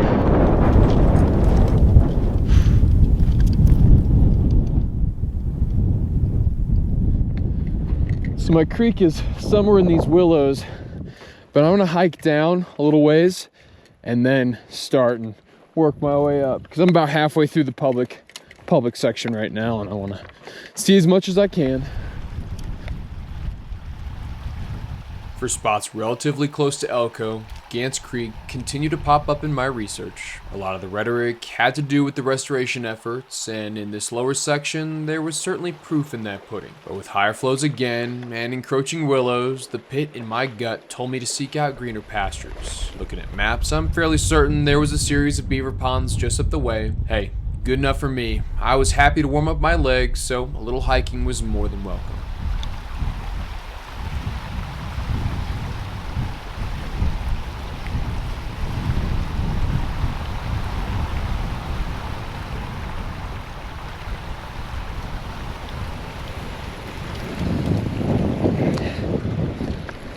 Yes! Baron Alexander von Humboldt was a German naturalist, and by virtue of explorer John C. Fremont naming the Humboldt River drainage in his honor, the fish in front of me carried the same title, Humboldt. For a long time, these were seen as simply the same as Lahontan cutthroat trout, and makes sense. On the eye test alone, they sure have a lot of similarities. But if you were to go under the hood, the Humboldt subpopulation have a few genetic and physical variations, like the decreased gill rakers, that have helped scientists come to the conclusion that they split off from their adfluvial cousins well before ancient Lake Lahontan drained and dispersed these fish. Long story short, their ancestors lived exclusively in the river, while the others stuck to the lake. I gotta say, I'm glad I made the hike up to this series of beaver ponds, because these would end up being the only two Humboldts I would see while in Nevada. And I gotta say, it's a bit of a shame, because they sure are gorgeous. Those par markings are really something, and I don't know if I've ever seen that in any other cutthroat.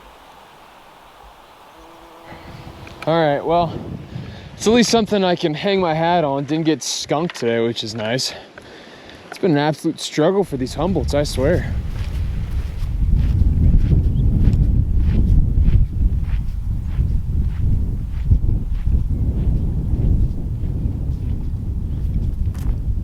You know, it doesn't really take a rocket scientist to see that conditions are a little iffy right now. I mean, obviously, there's still snow on the peaks, and this is a lower range. I mean, in the higher range, it's still just so high. So we're working against the snow melt, and temperatures are kind of chilly too. I mean, it's, you know, snowing and raining, and I am, thigh deep in the water, freezing my nuts off. Probably not a good idea to be wet wading right now, but that's, you know, neither here nor there. But yeah, I can't really tell what stage of the spawn these cutthroat are in, because cutthroat, just as a species, are spring spawners. And yeah, I would expect in a creek like this to see or spook more fish, but you know, if they've got their mind on ass and not on grass, you might not, you know, ever see these fish. They might be up, you know, in some willows spawning, and you know, good luck, Chuck. But yeah, I'm happy with the two that we got. You know, those Humboldt drainage, check, at least we can say that. And yeah, hopefully as the spring ushers into summer, the conditions even out a little bit more, and yeah, these fish start acting like cutthroat. You know, hopefully they start eating the dry. But yeah, that's good for now. Time to move on to the next.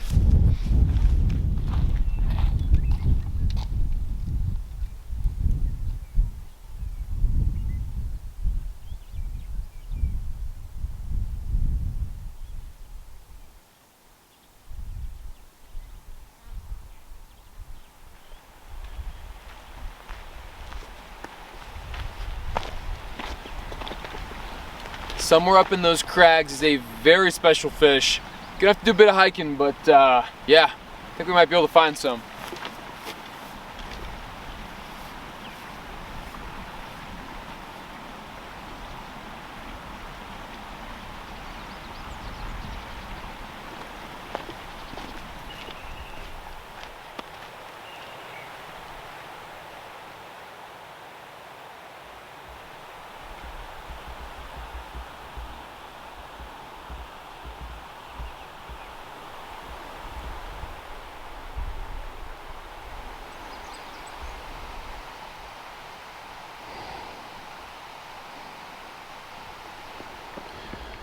Well, this lower section is super choked in.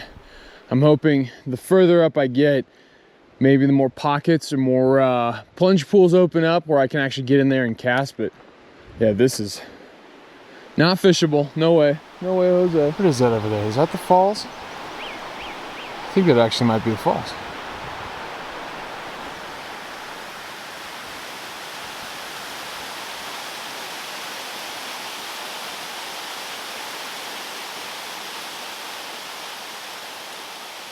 Peaceful from a distance, but now being at the base, this was a loud and rather chaotic environment, if I had to say. But with this being my first real opening, I wasn't gonna let the deafening sound of this desert cascade scare me off. Plus, I could see a shadowy figure pulsing against the slowed current in the back of the pool. Can you see him?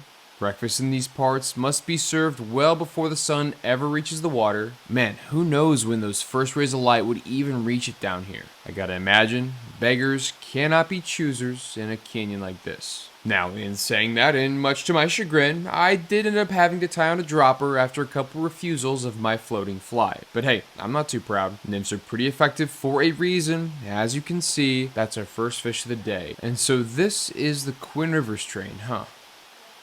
Just from the initial eye test, those really pronounced blue par markings were double stacked on both sides. This quality, much like the red slash, were indicative of some of the other Lahotans I've run into. But one feature that seemed to be lacking were the black speckles. On this fish, they had an occasional smattering rather than the complete and uniform cover. Maybe it was just the specimen, but that definitely stuck out as new. Regardless of the subtle differences, this fish was a pure dime. I can't say the Quinn River strain is very well known. This is one of many other isolated populations of Lahontan cutthroat trout found throughout the Great Basin. With how small their overall distribution is, there aren't too many places you can go to get an up-close look like this. It really makes them easy to find, but boy howdy does it make them very vulnerable to external threats. Well buddy, you have a pretty sweet home here at the base of this waterfall. Good luck down there.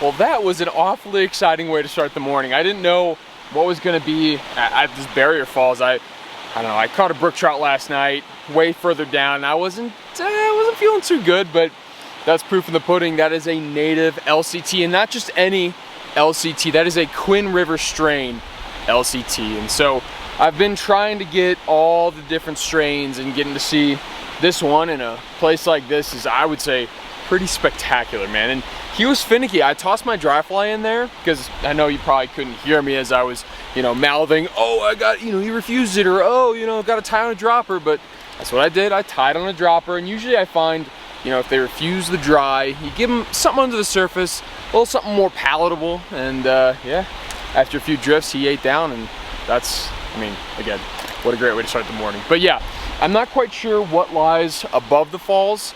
I guess there's really only one way to find out. So I'm gonna keep hiking, and yeah, hopefully keep this train rolling.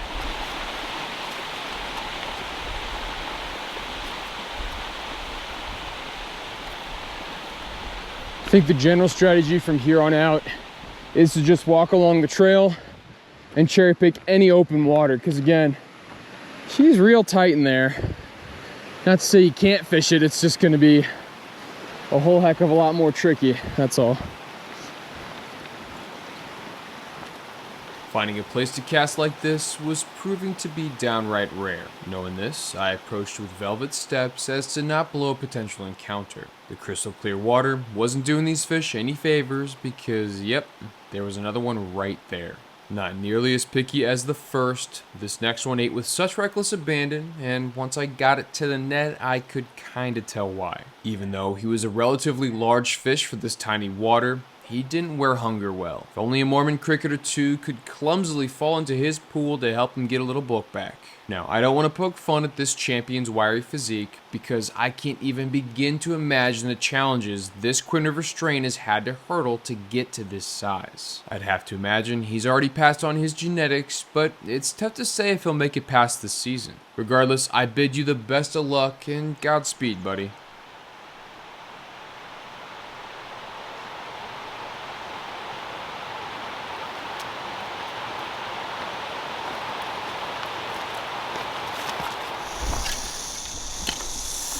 Hey, I'm sorry, I didn't mean to upset your morning. I'm just going on by. Where are you?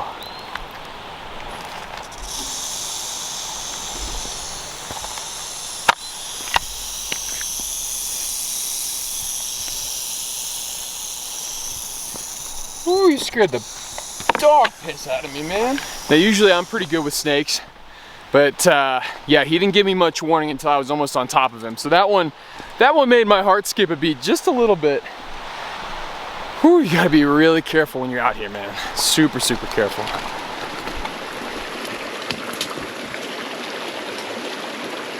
Beautiful little stream.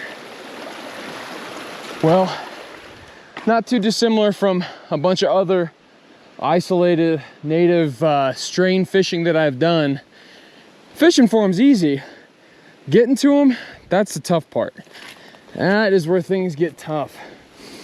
I've probably gone almost 400 yards and there is not even opening to cast, let alone cut through and get back to the trail side of things. Easy does it.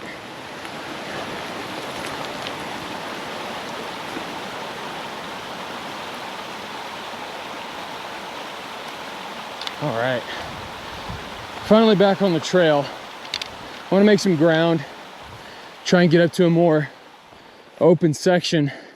I just can't do anything with this cottonwood willow mix. It's just too thick.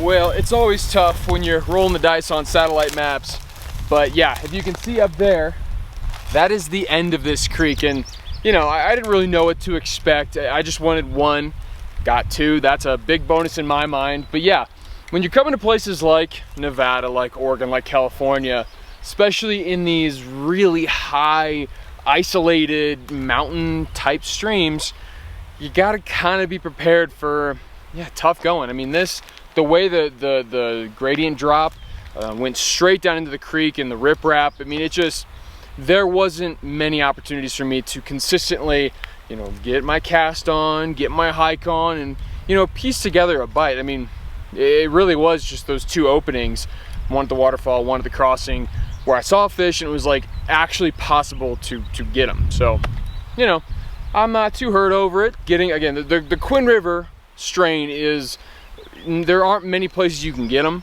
and I consider myself lucky that we got to see, I mean, two pretty cool specimens. So yeah, I'm not too upset about it. I'm just gonna wrap this on up. Day's still long, and hopefully find some more Lahontan cutthroat trout.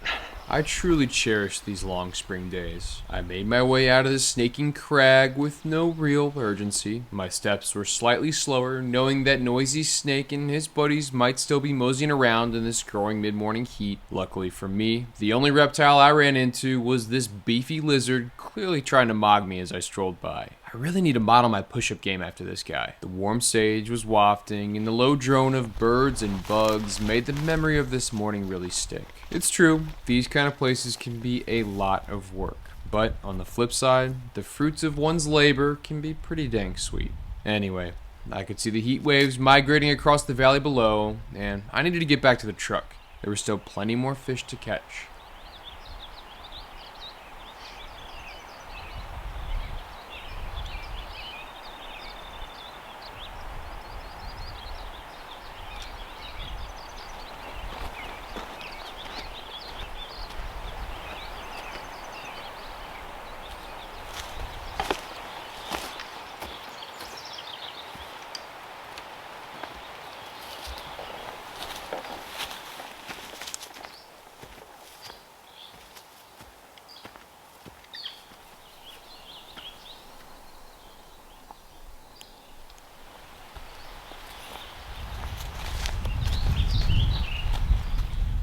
Well, if there's one thing I know about cutthroat, they are lazy and love to sleep in. I'm here right as the sun's hitting the water, so hoping they'll start getting moving soon. But yeah, don't really know what to expect. It's a beautiful valley. Let's just hope there's some fish. Let this be a lesson to y'all out there. Don't hope for fish. Always double and triple check the places you decide to devote a day to, especially if those places got nuked by Rotenone in 2018. Apparently, after completing the purge of non-native trout during this restoration project, the state just never got around to restocking it. Well, I guess I'll just go f myself then, right? Luckily, I didn't have to learn this next lesson because I always come correct with a backup plan. Well, as fate would seem to have it, I walked the whole dang valley and there ain't a single fish. So, on to plan B, I suppose. Which is so weird. I caught brook trout last night. I mean, there were fish down below, but maybe the 2018 restoration project didn't finish. Or it failed, who knows. Well, my plan A was a big bust. So I'm at a random creek, similar drainage, There's supposed to be some Lahotans here. I'm not sure. I just pulled off side of the road here, and I'm gonna go give it a prospect, see if there's anything in there.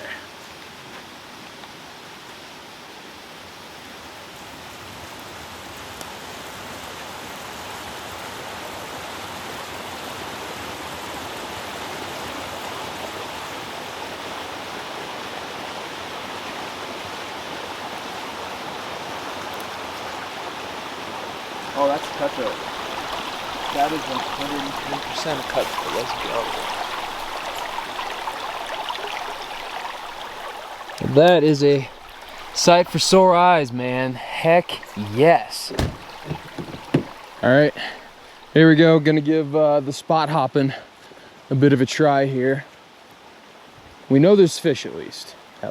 In the midst of my first half-hearted approach, I watched a number of panicked pinballs bounce upstream to safety. Okay, no worries. There was some learning in all this loss. Spooking lots of fish meant there were lots of fish to be spooked. Let the fearful ones flee. I had faith I could find a willing customer. I almost gave out a preemptive whoop in celebration as these dastardly tree branches nearly aided in giving this blushing beauty the slip. Boy howdy, look at all those blue spots. That's just incredible. And that candy apple red column down the side, it was glowing like neon. I could totally understand how the untrained eye might mistake this gorgeous cutthroat as its rainbow cousin. Alrighty, thank you very much. See you next time, pal.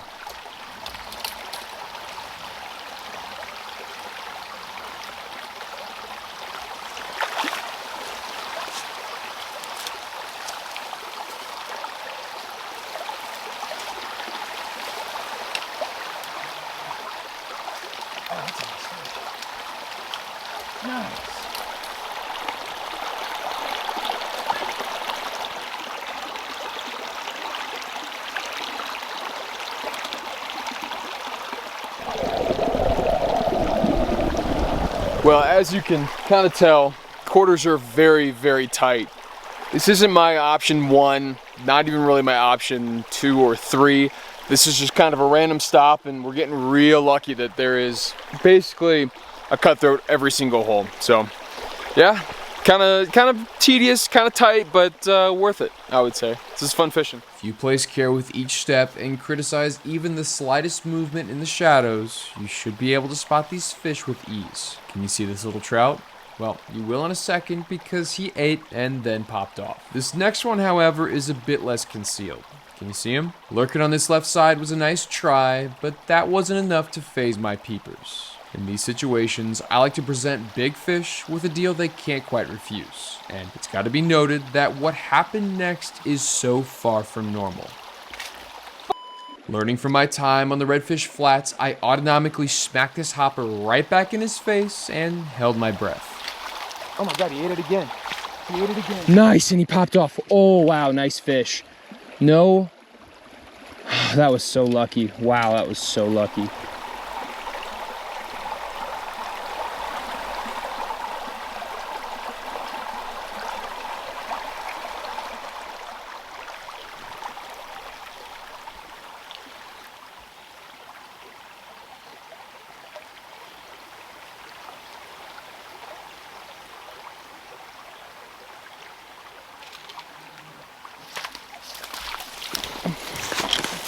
Nice. Nice. Okay, watch this again in slow motion. That hopper landed like a depth charge and there was no hesitation. Darker overall and with another set of pearly white chompers, this was such a fine fish. You can really tell from the subtle bulge, this Lahontan had been snacking on something big. He wriggled back, and I did some investigating. Yeah, there seemed to be plenty of bigger sized ants. That made sense for the time. Stonefly husks. Now, that's a pretty big bug, but I didn't see any in the air. Oh, wait, hold on. That is the culprit right there. Upstream about 20 yards was an explosion of crickets. The Mormons strike again. It's no secret, I'd seen a lot of these in Nevada, but none this big. Good golly, Miss Molly, the trout equivalent to just one of these bugs would be like if you or I sat down and tried to house half a hog in one sitting. But with such abundance, I wanted to see if the trout could actually wolf them down. It's really not too far off, but That is one Mondo Tubbins Mormon cricket right there. Got Buddy here.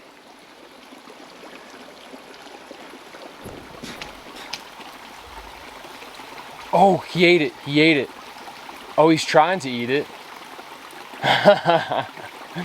Dude, he is wolfing that whole thing down. That is crazy.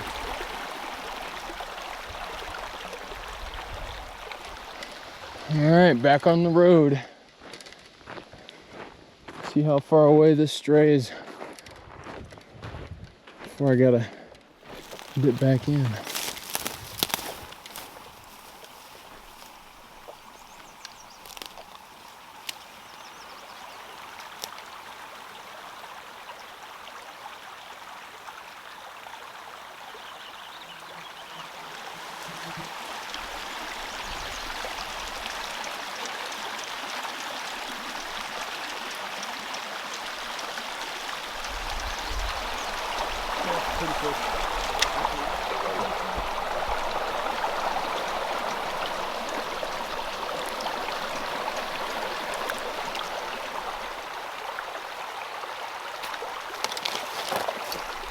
Not playing games with you, dude.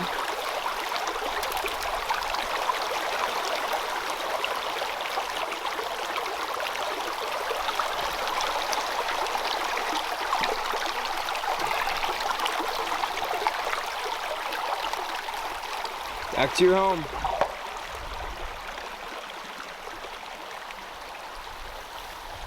Well, my watch is telling me that I need to be getting out of here, but the little heads and tails coming out of log jams and coming out of undercut banks is telling me I should maybe throw a few more casts. But before I do, I really want to stop and talk about these fish a bit more, because the Lahontan cutthroat trout has been high on my list this entire time, and I gotta be honest, I got a bit of regret with regards to fishing for these fish, and not in maybe the way you think, more so in the way of I just didn't get to fish for them all that much. I've only had a few really solid sessions where I got to see the fish themselves, and a lot of that has to do with conditions. Like springtime, it's just tough, and with the high water, especially earlier on when I was in Elko, it just didn't add up, man. I had so many failed adventures where I would go out and the water would be blown out, and there was just, I mean, there was no way in hell there was gonna be a fish eating. But you know, as time kind of moved on, it was one of those weird things where their spawn would be starting. As the water's starting to lower,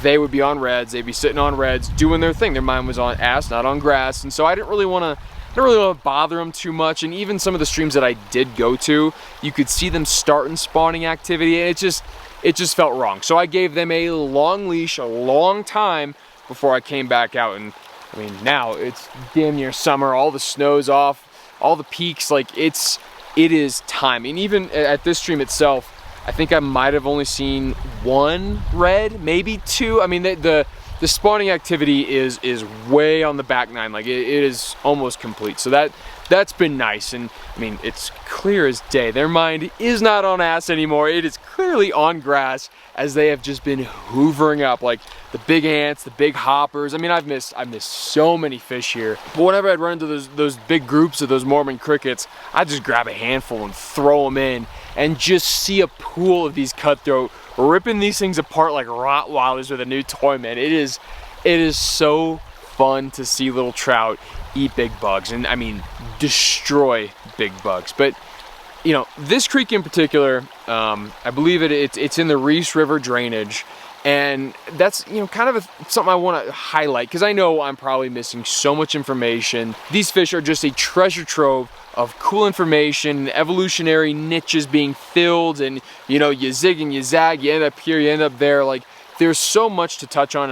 Again, I apologize for maybe not being as thorough as I would usually be, because I'm, you know, half dehydrated in the middle of a field somewhere in the middle of nowhere, Nevada. But I digress. The different drainages in which they inhabit, and you'll see that if you pull up a map, you'll see, you know, there's be squiggles here, squiggles there, and their life history is very, very similar to the Bonnevilles earlier on in the video. They were once these giant lake-dwelling behemoths, and by some act of calamity, there was a big flood, the lake drained, it it caused them to be isolated. And what was interesting about, you know, the Lahotans in particular is that the way in which they got isolated, a lot of the drainages that they pushed up into after the lake drained, or while the lake was draining, whatever you want to call it, they lead to nowhere. They have no drainage to the ocean. They don't connect to any bigger rivers that connect to bigger rivers, and so on and so forth. You have very distinct populations. You've got, you know, the Humboldt River strain, you've got the Reese River strain, the Quinn River strain, and you have some of the western strains too, and then even into like California, you have all sorts of different strains. And so it's really cool to see how, as they've been isolated, they've had to adapt to their conditions.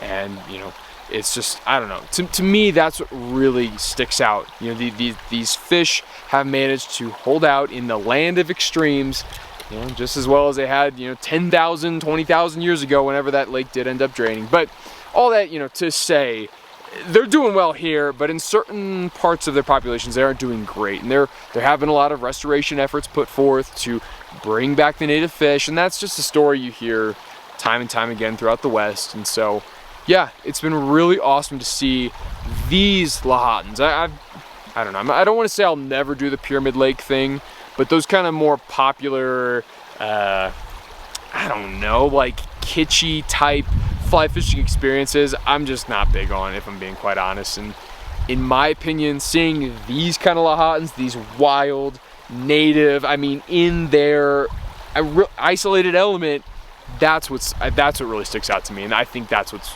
you know, the gravity, the magnet that pulls me towards, you know, these kind of fisheries, because it's just so fun, man. I mean, they're eating big dries, you pop in, you got to be sneaky, but usually they're very generous. So yeah, this has been a great outing. I might toss a few more casts, but I think it's almost crunch time. Like I said, I got other business to attend to, and not too much more time left to get there. So yeah, this has been fun. This has been cool. Hopefully, yeah, maybe we can get some more. Who knows?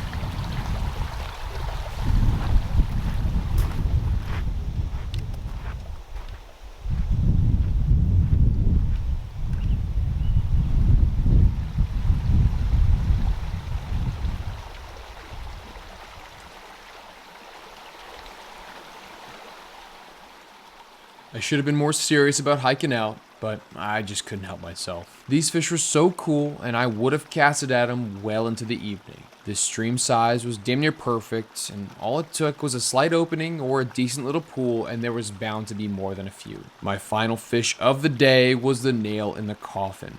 I was in love. Stream resident Lahotans are a far cry from whatever's being stocked in that salty pond further west. The dark blues and deep reds on this shiny canvas were glowing hot, and the image no doubt branded itself in my memory. Such a gorgeous display of what's possible when you let nature do its thing. Truly just amazing. Well, until next time, buddy.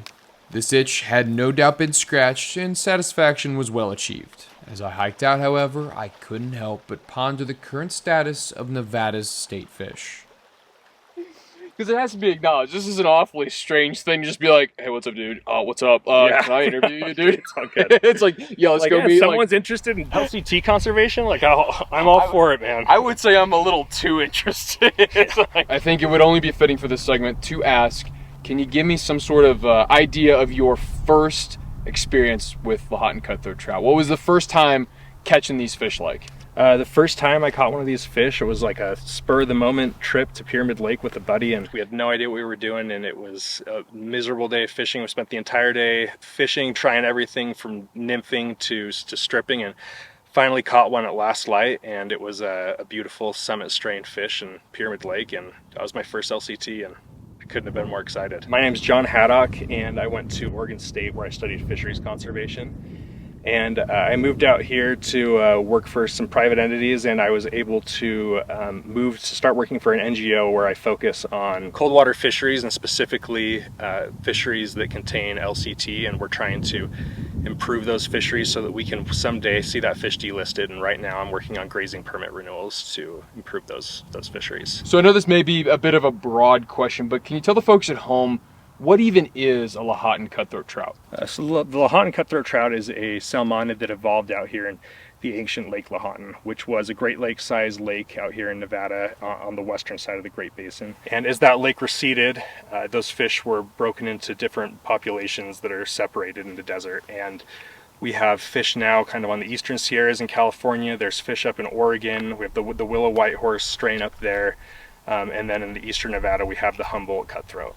And those are the ones that I work specifically with. For the most part, we don't have the variety of life histories that we'd like to have in a healthy salmonid population. Out at Pyramid, you still do have those fish that are in the lake, and they'll run up, and those fish are hand spawned right now to maintain genetic purity. But out here in the Humboldt strain, historically we used to have really big fluvial fish that were running down to the Humboldt River, wintering in there, and then they'd run up to these smaller tributaries in the spring and spend the summer up there. And those fish typically historically had been 5, 6, 7 pounds, and in the kind of the early settlers, there's pictures of these fish on stringers that were huge, and we just don't see fish like that today, which is a little saddening. But you know, we do have a lot of stable populations at the moment, but they are all very isolated, and they don't have that ability to exhibit multiple life histories right now. With all that in mind, could you say these fish are in trouble? I think so. The Lahontan cutthroat trout are listed under the Endangered Species Act as threatened, and that is for a variety of reasons, but they aren't doing great. They are facing hybridization problems with rainbows in some areas, and other areas they've got serious habitat degradation. And where I work, habitat degradation is the largest issue, and the majority of that comes from grazing. And the way that grazing impacts these fisheries is that because Nevada is the driest state in the country, the cattle are specifically attracted to these green areas, which are only along the stream sides, and they will sit and kind of camp on that riparian vegetation. And as they do that, they get rid of the riparian cover, and that riparian cover is what provides stability to the stream banks, but it also is blocking a lot of solar radiation, and that solar radiation hits the water, warms the water up, and the longer that water flows without that cover from the riparian vegetation, the warmer it gets, and that makes these cold water stretches where these cold water fish can live shorter and shorter every year. So if grazing is a problem in this area, what is a solution that you're working on to maybe remedy this problem? You know, cattle don't like to go more than a mile from water. And the problem that we have right now is that the range where they graze doesn't have the infrastructure for them to be able to move throughout the entirety of the range. We're building wells and troughs, and also developing spring boxes that will go to troughs so that we can provide water for these cattle that aren't directly on these rivers and streams. And that allows the cattle to utilize more of the range, spreading the pressure out and taking a lot of that pressure away from the riparian areas. So that really does kind of sound like a win-win, if you will. It absolutely is. Right now, grazing on a Lahontan cutthroat trout stream is a really hard thing to do as a rancher, because you've got all these habitat standards that you have to maintain, and the only way to do that is to be on your horse with a whole team pushing cattle all day long, every single day of the grazing season. And if we can implement these different pastures and have water available throughout the entirety of the range, that's going to make it so these ranchers can actually take a break and they're not pushing cows all day long every single day. But it's also going to allow entities like the BLM to attain their habitat standards that they're required to have under the Endangered Species Act.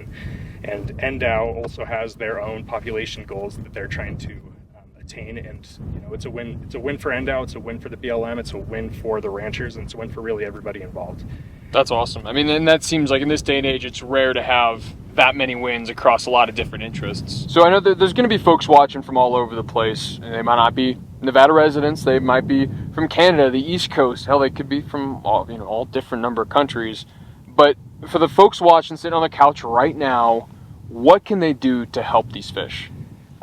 So right now at the Eastern Nevada Landscape Coalition, we are gathering money and fundraising so that we can fund the range developments that we need to improve the range. So we're gathering money for spring boxes, for wells and troughs, and you know, there are also a lot of kind of dead troughs, we like to say, out on the landscape that we can kind of resurrect with a lot less money than it takes to build a full one. And so, you know, a couple $1,000s here, a couple $1,000s there can go a long ways when it comes to actually building the infrastructure that we need to spread these cattle across the landscape. And so if this were to go, if these range developments were to happen, where do you see the next 10 years going for these trout? I think that, you know, When we talk about habitat restoration, a lot of times it's a slow process, but in these riparian areas, they rebound incredibly quickly. And 10 years with improved grazing and that riparian area building back up, I think we're going to see colder water temperatures. I think we're going to see more complexity in the streams, and I think that as a result, we're going to see higher fish numbers as well. That's awesome. That sounds like a win for native fish. Win for native fish, win for ranchers, win for agencies and everybody involved. Dude, awesome. Yep. That'll do it. I think that'll do it. Cool. And that's a wrap, folks. Nice. I cannot thank John enough for taking the time out of his busy day to meet me in the very hot and very windy sand dunes. I really need to work on picking better locations for this kind of stuff. But seriously, the doors that this platform is able to open up is really amazing. Getting to talk with folks who have their boots on the ground to the issues I really care about is so interesting. And I mean it, folks, if you have any shred of curiosity on how to help, all their information is linked in the description of this video. This ain't a merch plug or some paywall grift to get a percentage over to conservation. This is me asking you to give back to the places and the fish we all love. Obviously, they're able to do great work, but they could always use a helping hand from folks like yourself. Now, I don't want to come across as too heavy-handed because any dollar in this day and age is a big ask, but it doesn't have to be much. Anyone who dabbles in the world of fly fishing knows how expensive a simple fly shop visit can become. Think of the dollar equivalent to a dozen flies, or maybe some new fancy fly line that's going to help you catch a bunch of fish, or hell, maybe it's a set of crisp, out-of-the-box waders. All I'm saying is hold off for just one visit and save it for the fish. I already went ahead and donated a lump sum to the cause, but the more of us that are able to help, the brighter the future becomes for these native fish.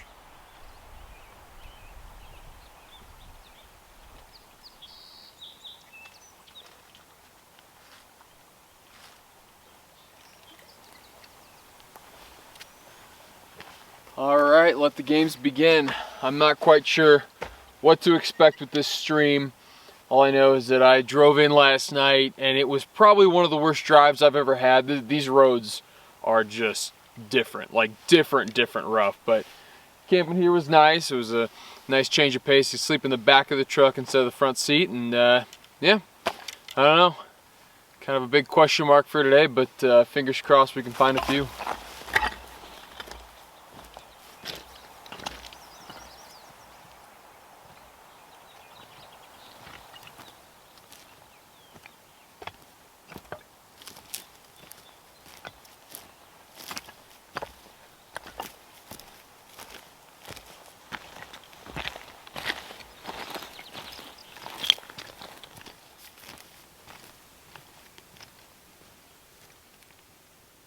Alright, well, this is proving to be my best option.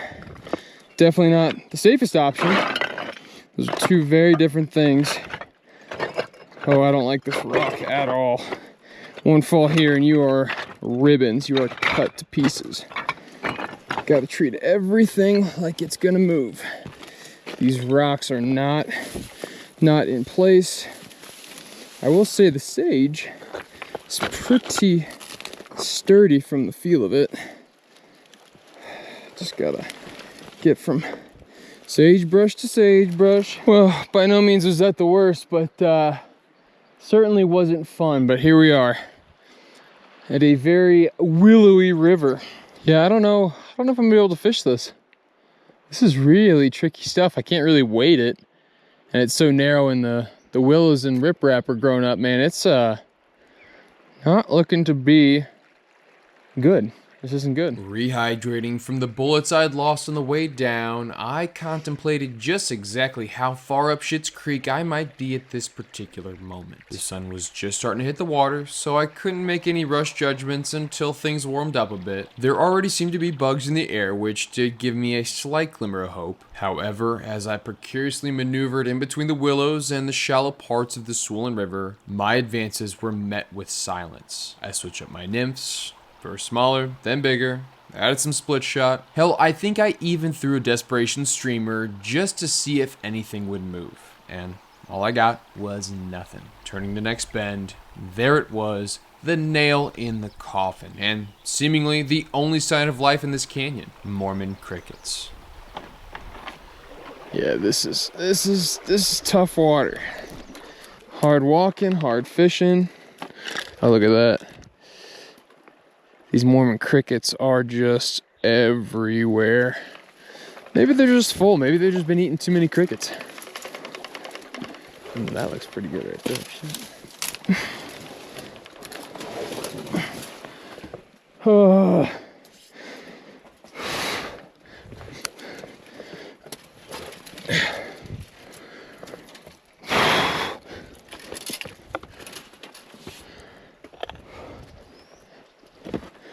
Okay. Sweet. Good golly, Miss Molly. This canyon has been kicking my ass. Yeah, this is big. Thumbs down. No red bands. I'm an idiot. I know a few red-breasted robins back home whose bellies would be bursting at this buggy boom. But seeing yet another independent horde, predator satiation was nowhere close to being achieved. In fact, it didn't seem like any mesopredator or insectivore alike even knew these Mormon crickets were hatching in millions across the state. Yeah, this was all a new spring spectacle, if you can call it that, but it was nice to see some more familiar signs of summer were well on the way. Striking out big in the rim rock, I tried to roll the dice a little higher up in the slowly melting mountains. I'm no stranger to fishing in these kind of conditions. It just makes things a little bit more interesting, let's just say.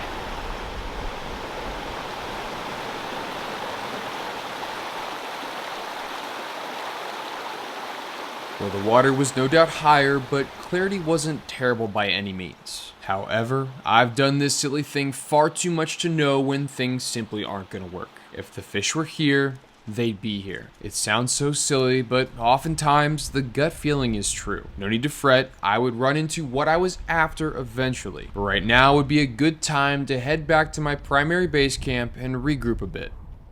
It should come as no surprise, but having a really solid home base is extremely important for what I do. For this trip, the house I stayed at in Elko was all a nomadic angler could ever want. Having a roof over my head checks off a lot of creature comforts when traveling to a new place, but a great Wi-Fi connection and workspace is invaluable for facilitating my real job along with the whole video editing thing. And then stack on a full kitchen and some laundry machines. I'm just a pig in slop at that point. If you have any interest in following my footsteps, I have this Airbnb's information linked down below. Jeff and his family were phenomenal hosts, and I think you'll enjoy your stay just as much as I did.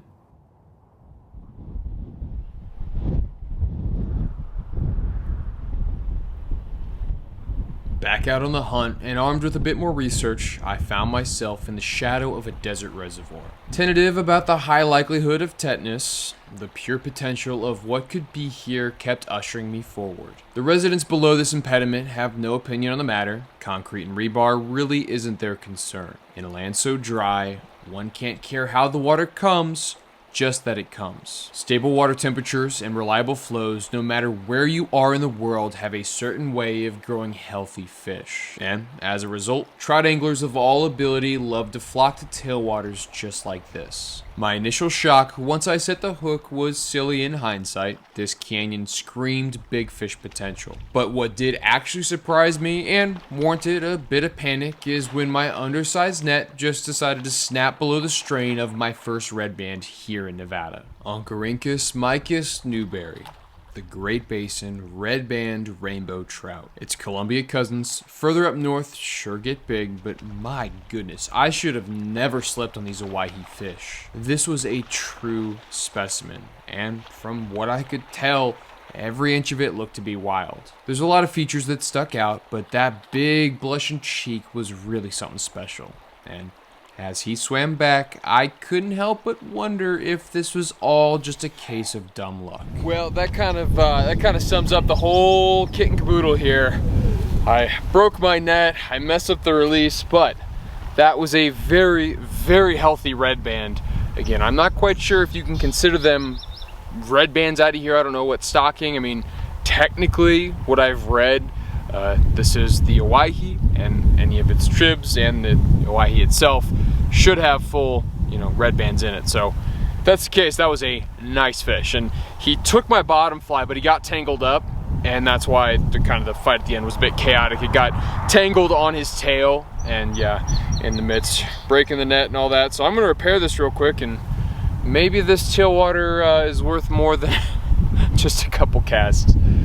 Oh, golly Jones. Well, that kind of turned things around. I'm pretty happy with that. If we could find a couple more just like that one, I would be a very, very happy cadet. Yes, indeedy I would. He was sitting like right in there. It's crazy that he ate that big rainbow warrior.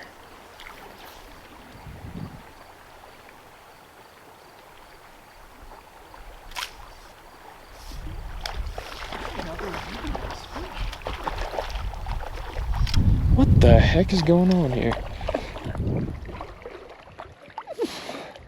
That's got to be a stocked fish.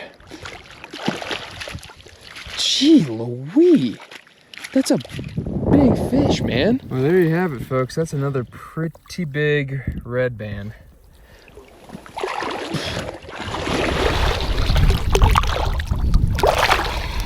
Ooh, that wind is something fierce right now.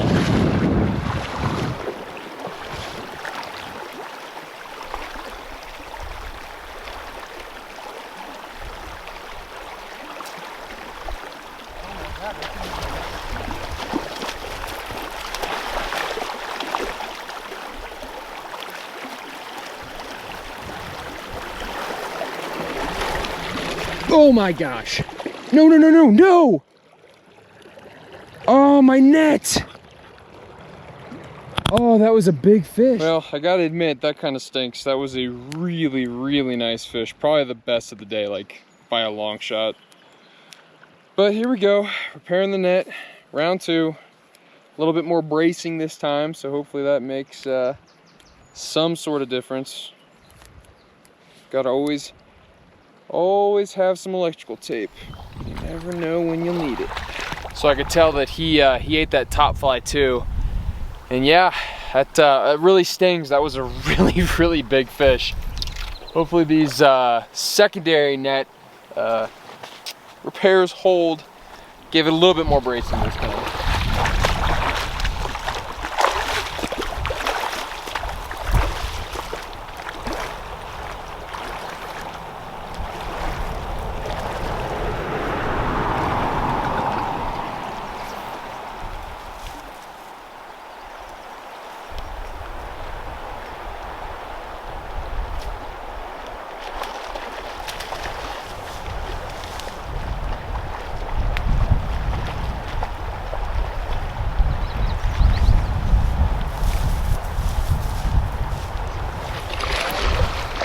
Oh, and the net held up. Let's go.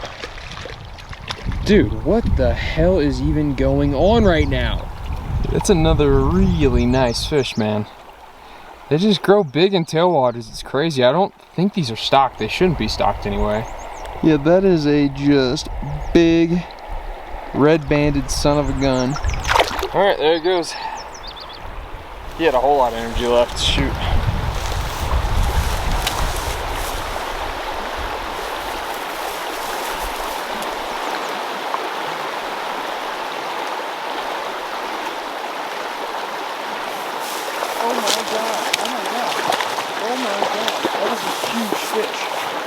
That is a giant fish.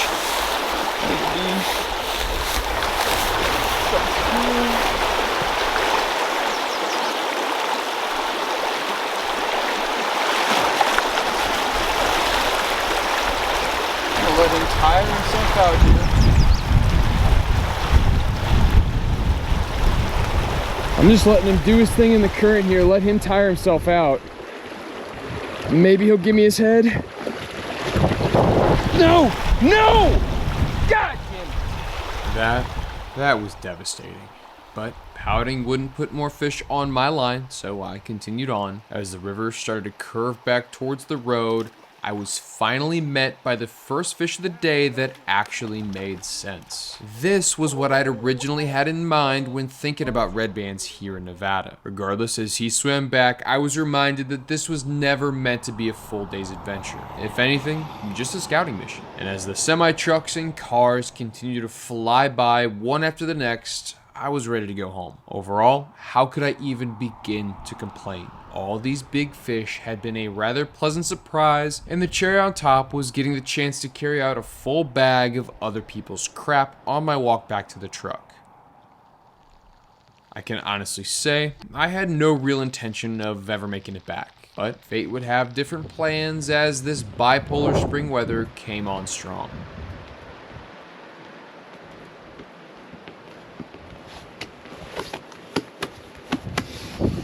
It's gonna be cold today, I think. Wet waiting while it's snowing. Maybe not the best idea, but I don't have many of those. Well, it didn't take me all that long to confirm the fact that the big fish were still in fact here. And hey, wouldn't you know it, bringing a bigger net to the party was actually a good idea. Now, old brother man over here, he was pretty beat to hell. He's been through the ringer a time or two. Still, can't deny the fact that this was a great fish, and for something like this to pull the skunk off for the day, I mean, that's just a huge win. Now, on the second and more dedicated go-around, I was consistently running into different sizes of fish. Still though, the ratios and distributions were still kind of insane. You'd sort through a few smaller fish and then boom, all of a sudden your entire rig would be doubled over in attention frenzy. I cannot emphasize how crazy this portion of the Owyhee is, and from what it seems, it's not that heavily pressured. But anyway, back on the river, with how swirly the wind was down in the canyon, I really felt like I might be missing something just off in the horizon. My eyes couldn't see the storm clouds, but my gut could just feel it. But I probably had time for at least one more fish, right?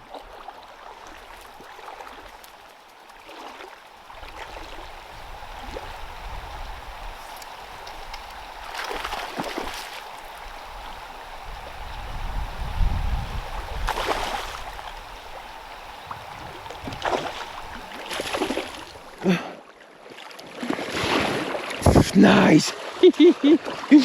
Golly, Jones. That's a huge fish.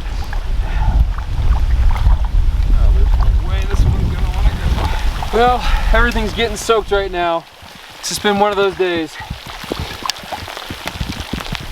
But that is well worth a little bit of rain. That's crazy. I mean, are you guys seeing that? That is A big old nasty fish. Oh, and just like that, he's back. okay. That's hail. I gotta get things wrapped up here.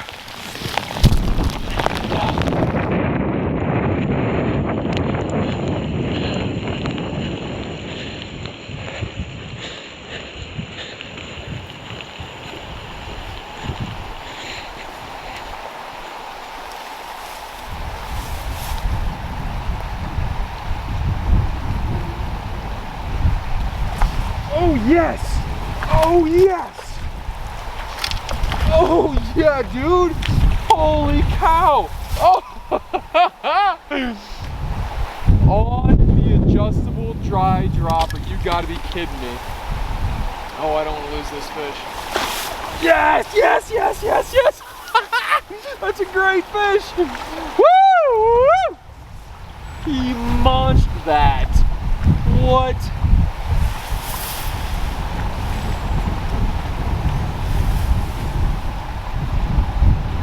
That is such a cool fish.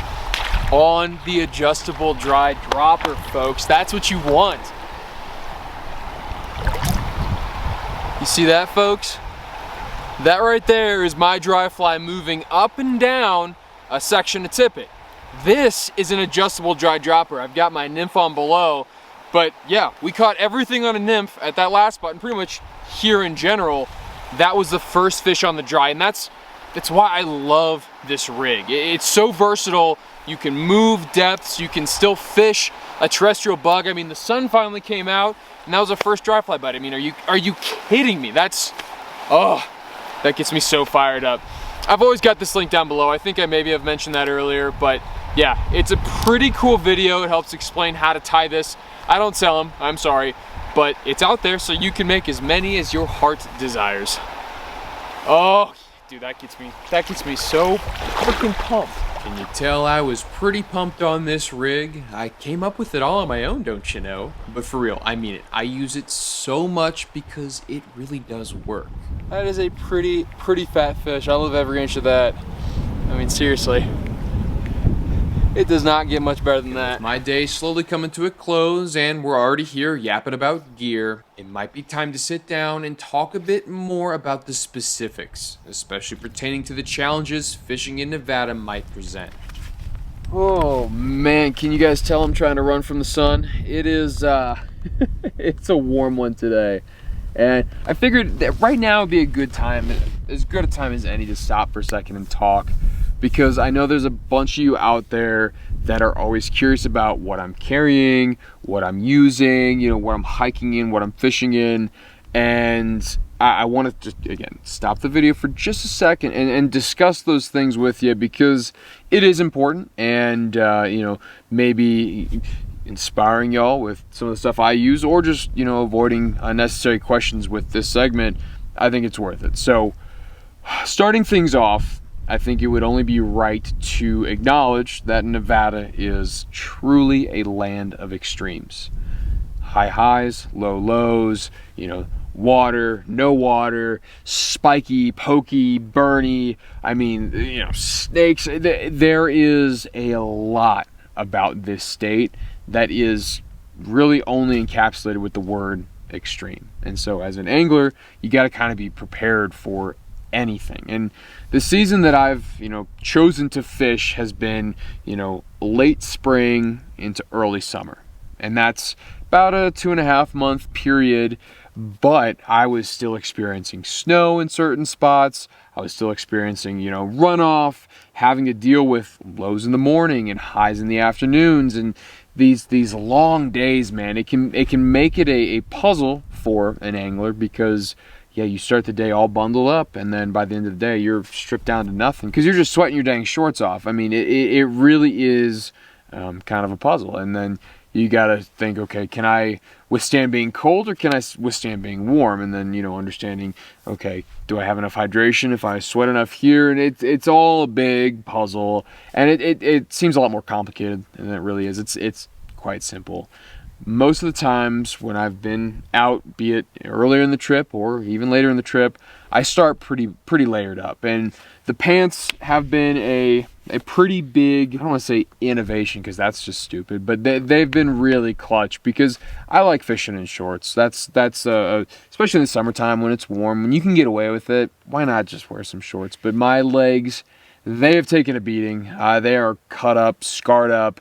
And I don't mind that. It can be a bit tedious. And if you're fishing sketchy water too, like, you don't want open wounds while you're going through like a beaver dam and all that junk. So I have really enjoyed wearing just pants and, you know, shorts underneath to strip them off if it does get too hot, or if you're hiking or whatever it is.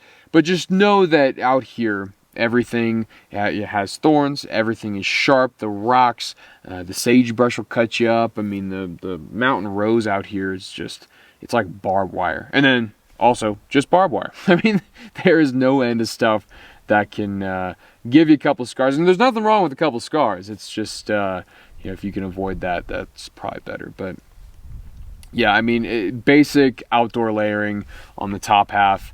You know, I was doing some wet wading and some pretty sketchy stuff. Like, it was like 40s, and then it dropped when a hailstorm came in, and I was still fine because I was properly layered, you know. So it's just something to consider. Look at the lows, look at the highs, and understand where your comfort levels fit into that. I know I like it hot. I mean, I would much rather be hot than cold. That's just me personally. But anyway, moving away from the clothes, let's talk downstairs. Let's talk boots. Because, again, you've probably seen throughout the video up until this point, I've been using a couple different pair of boots, and really that just kind of comes down to my preference, my comfort.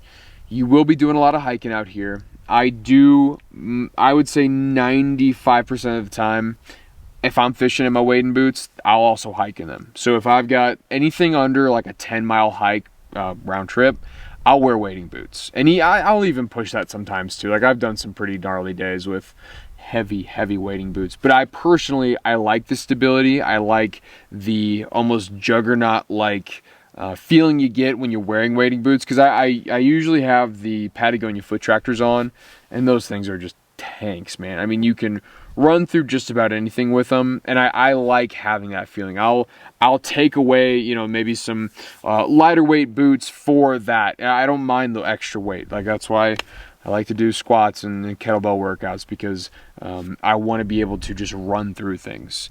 Given, you know, certain circumstances, I have had to wear a pair of Sims. They're just a little bit lighter, nothing too special about them.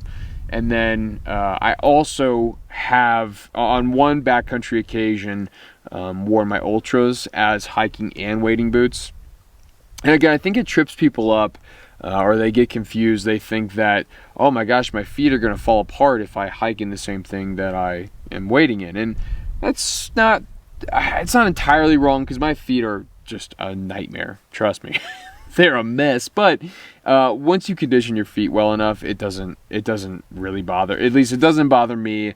And I think carrying, you know, I'll carry sandals sometimes, but carrying extra hiking boots while carrying, you know, extra wading boots, I think is just stupid. It's just silly. And again, if you know yourself, you know your body, and it's like, okay, around 10 miles, things start to like hurt, or things start to become cumbersome, heavy, and I can't do this anymore. Well, then, you know, okay, adventures 10 plus, I'll bring the hiking boots. Adventures 10 below, okay, I can get away with the wading boots for, you know, today. But yeah, I like the wet wading setup. Again, I don't want to dissuade anybody from wearing shorts, or dissuade anybody from wet wading in their chacos.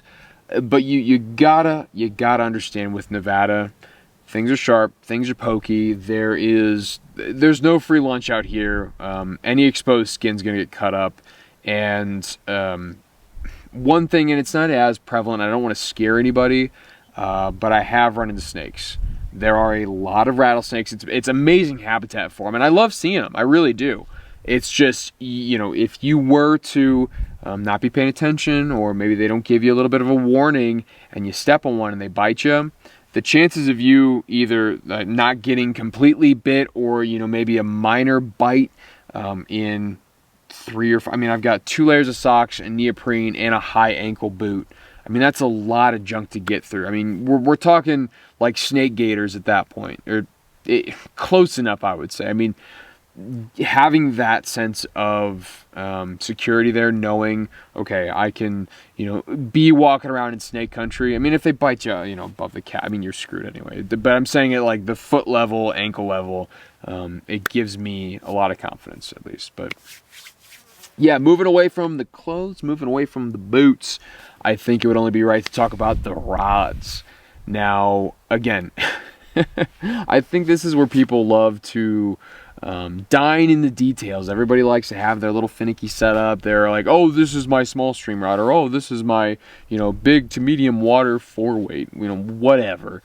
I think you could come to Nevada and you could catch every single fish that you have seen up until this point, and every single fish after, with just a 9-foot 5-weight. Sure, it'll be a little bit cumbersome in those smaller streams. Sure, you might feel a little bit outclassed on some bigger water, but you could be just fine. I mean, I really do mean that. And the smaller rods, because I wouldn't go any bigger. Like, I don't think you'll need a 6, 7, 8. You won't need anything huge unless you end up going to pyramid. If you do, more power to you, brother. Not my bag. But if you were to bring extra rods, I would size down. My Ant 5-weight, again, covers all the bases. The 3-weight is awesome too. And then, speaking of, the 2-weight was really helpful. It's just, again, you could cover everything with just one rod, but having a couple extra ones, I always like to carry 2 anyway. It can be helpful in certain situations, especially in that small, tight stuff, bow and arrow casting. The 2-weight for me was really, really helpful. And so, yeah, you know, bring whatever you want. That's just what I've been using. And obviously, I'm a big fan of the Ant rods. They have been treating me well for years and years and years now. So, shout out to them. But now that we're done talking about the rods, let's talk about the flies we'll be flinging with them. So, in Nevada, I keep saying in Nevada, I have not seen a traditional hatch. And what I mean by that is like your mayfly, your caddis, I take that back. I've seen a couple stoneflies hatching, but never a keyed-in bite on specifically stoneflies. The only thing, and I mean the only thing that I can put any sort of reference point on of like, oh, that's what the fish are eating, have been Mormon crickets. And I'm sure I've talked about them, and you've probably seen them up until this point. Again, I don't know what editing Mike is doing, but if not, I'll show them now. Hell, I'll just put them in now because it's worth seeing them. They are these mondo, disgusting critters, and I think like cicadas, I'll have to do more research, but I think like cicadas, they're seasonal, where certain years you'll have bigger hatches, some years you might not have any. And so this year in particular, I've noticed just a boom of these Mormon crickets. And when I'm on these small streams, it's so neat to me seeing, I mean, dude, these things are huge. Seeing, a relatively small creek-dwelling trout just attack these things like pit bulls, man. They just like rip them up, tear them apart. And yeah, that is the only thing that I can, put my finger down and say that is something I would bring. So maybe having a plethora of medium to even bigger sized grasshopper imitations, because there were more than a few times where throwing small ants, my normal small terrestrial bag, lots of foam, just enough to float, not having to dry it off too much, they were refusing it, or they just weren't looking at it because their eye was on, a giant cricket. So having some really, really big foam was awesome. And I'll link my buddy down below. He ties some amazing grasshoppers. So I think you'll like him. I think if the fish like him and if I like him, I think you'll like him too. So having his hoppers in my box was immaculate. But outside of that, I never really ran into, there were so few fish caught on nymphs. There were so few fish caught on streamers. They still were, and it was still pertinent. But for me, it's like, okay, again, cover the bases. We have some caddis, we have some copper john, covering a couple critters that would crawl under some rocks, maybe some bigger stoneflies too. And then, yeah, streamers, just having some basic streamer patterns that you like, that throw well, because, they will still eat that stuff. It's just, for me, and for especially the water that I fish throughout Nevada, they want to eat. If they're happy fish, they're going to eat it, man. But, yeah, I think that's enough on flies. And I'm trying to think, because there are so many nuanced things with what you put into your bag. And some seem like, yeah, no duh, but I still do get questions about, things like hydration. And out here in particular, that is something I wanted to reference. Nevada is the driest state in the United States. Us anglers, though, if you're worth your weight in salt, you should be near water. Sometimes that water isn't going to be the best quality, but it's still water. And trying to pack in the adequate amount of water, I think, is a fool's errand. I think you're going to end up losing more weight and sweat trying to carry all that and the strain of it. I have been using these press filters for a long time. I'm not going to shout them out because they don't help the channel out, but they do help me. So again, you know what I'm talking about. But these press filters, I know some people use gravity filters. Having some way to almost stretch your water supply to nearing infinite is such an important thing out here, because even when, in the colder times, I would be sweating my butt off because these elevation gains are so high. You're straining yourself, so having access to water, good. Especially as it's gotten warm too, water's disappearing. Like creeks that would have had quite a bit of water no longer have it. Or I've noticed that some have these big gaps of like just dry creek. And so having something like when you need it, you can get water is very, very important. And I know that seems like such common sense stuff. I'm just trying to help you, because that would be almost number one on my list before the rod, before the flies, before the boots or the clothes. Like, I gotta make sure I can drink out there. And if it does come to an extended stay, if I gotta be there for a night or 2 nights that I didn't expect, you can at least be hydrated and not, die of thirst. But as far as critters go, environment, I think the environment I've covered, high highs, low lows, sharp, pokey, pointy, cutty things.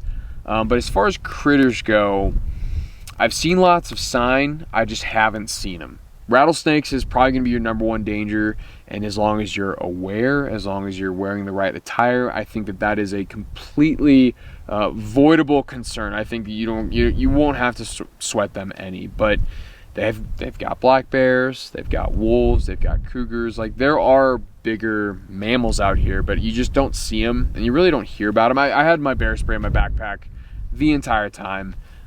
You know, it was one of those things. It's like, if it's there, I'm gonna carry it. I've got the weight to spare. But yeah, outside of that, I hope that this brief sit down can maybe, again, answer some questions. And if there are some questions that I haven't been able to answer, like, Mike, you know, what about the fish box? You know, what do you use for the fish box?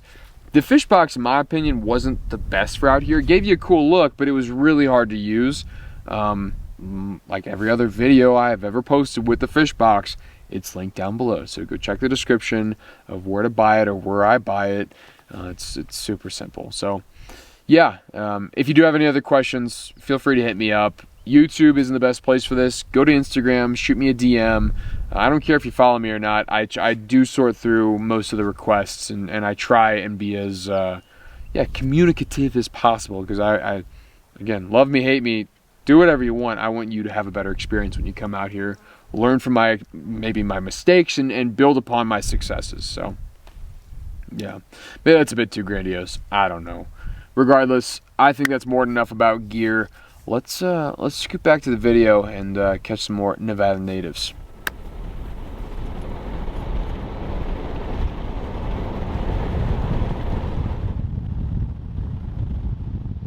I wasn't exactly satisfied with those tailwater titans. I mean, it was fun, but it felt cheap.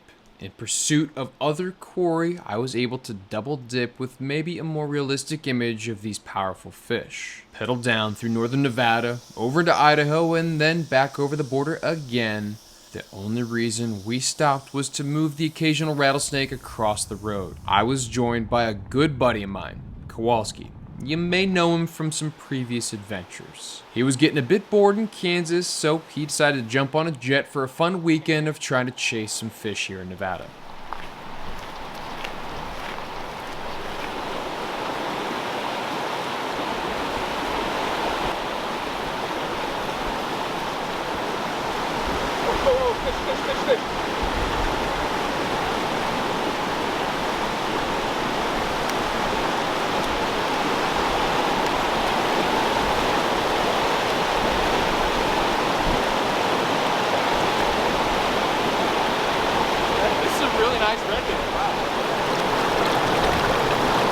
That's sick, alright.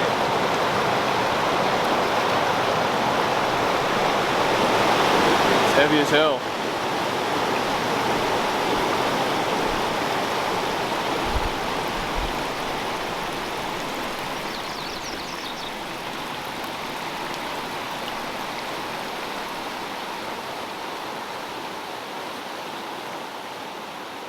The various subspecies of rainbow trout in places like California and Oregon are really well documented, but I couldn't find a whole lot of information about the Great Basin redbands here in Nevada. With major drainages reaching out from the Snake, Bruno, and Salmon Falls River, you'd think there'd be some sort of separate classification for all these different fish. Today we were really high up in the Jarbidge, which connects to the Snake at some point, and I have to imagine there would be some genetic differences between these fish and their neighbors just over the way. Now, to you savvy Nevada anglers, it may come as no surprise that these bows were mere bycatch, especially here in the Jarbidge. This is supposed to be bull trout country, but as you can see, just about everything is blown out to hell. I've since gone back and checked the USGS stream gauges, and if this wasn't peak, it was damn near close to the highest runoff got all year long. Needless to say, Kowalski and I were fighting an uphill battle from here. To be fair, I'd warned him that there was a high likelihood of this being a complete disaster in the fishing department. Luckily for me, my friend was really and truly just in it for the adventure. There were no rules. And as we got back to camp and winded down for the day, we made many a joke that it couldn't get any worse from here, right?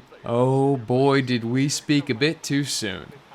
I don't know how much of this really needs to be included because fishing was just downright difficult. Just due to time constraints, I had to push the envelope a bit, but in reality, no one should be fishing this time of year. Give the mountains a month and you'll be in complete bliss. For us, the day was filled with empty casts, sweaty trail hikes, and the occasional roadside Redband as we made our way back to Elko. This was all very far from being a failure because I had a great time with my buddy Kowalski, and I managed to get my eyes on the Great Basin Redbands that call these headwaters home. But there was just some part of me that couldn't sleep at night knowing my buddy came all this way without catching a fish. And you know what they say, if something happens once, it'll never happen again. But if it were to happen twice, it will surely occur a third. Oh, yes, Alex, yes. Was he on the dry? No way. Hold it, hold it, hold it, hold it. You got it, you got it. That's a big fish. Alex, let him run if he wants to run. Let go of that line.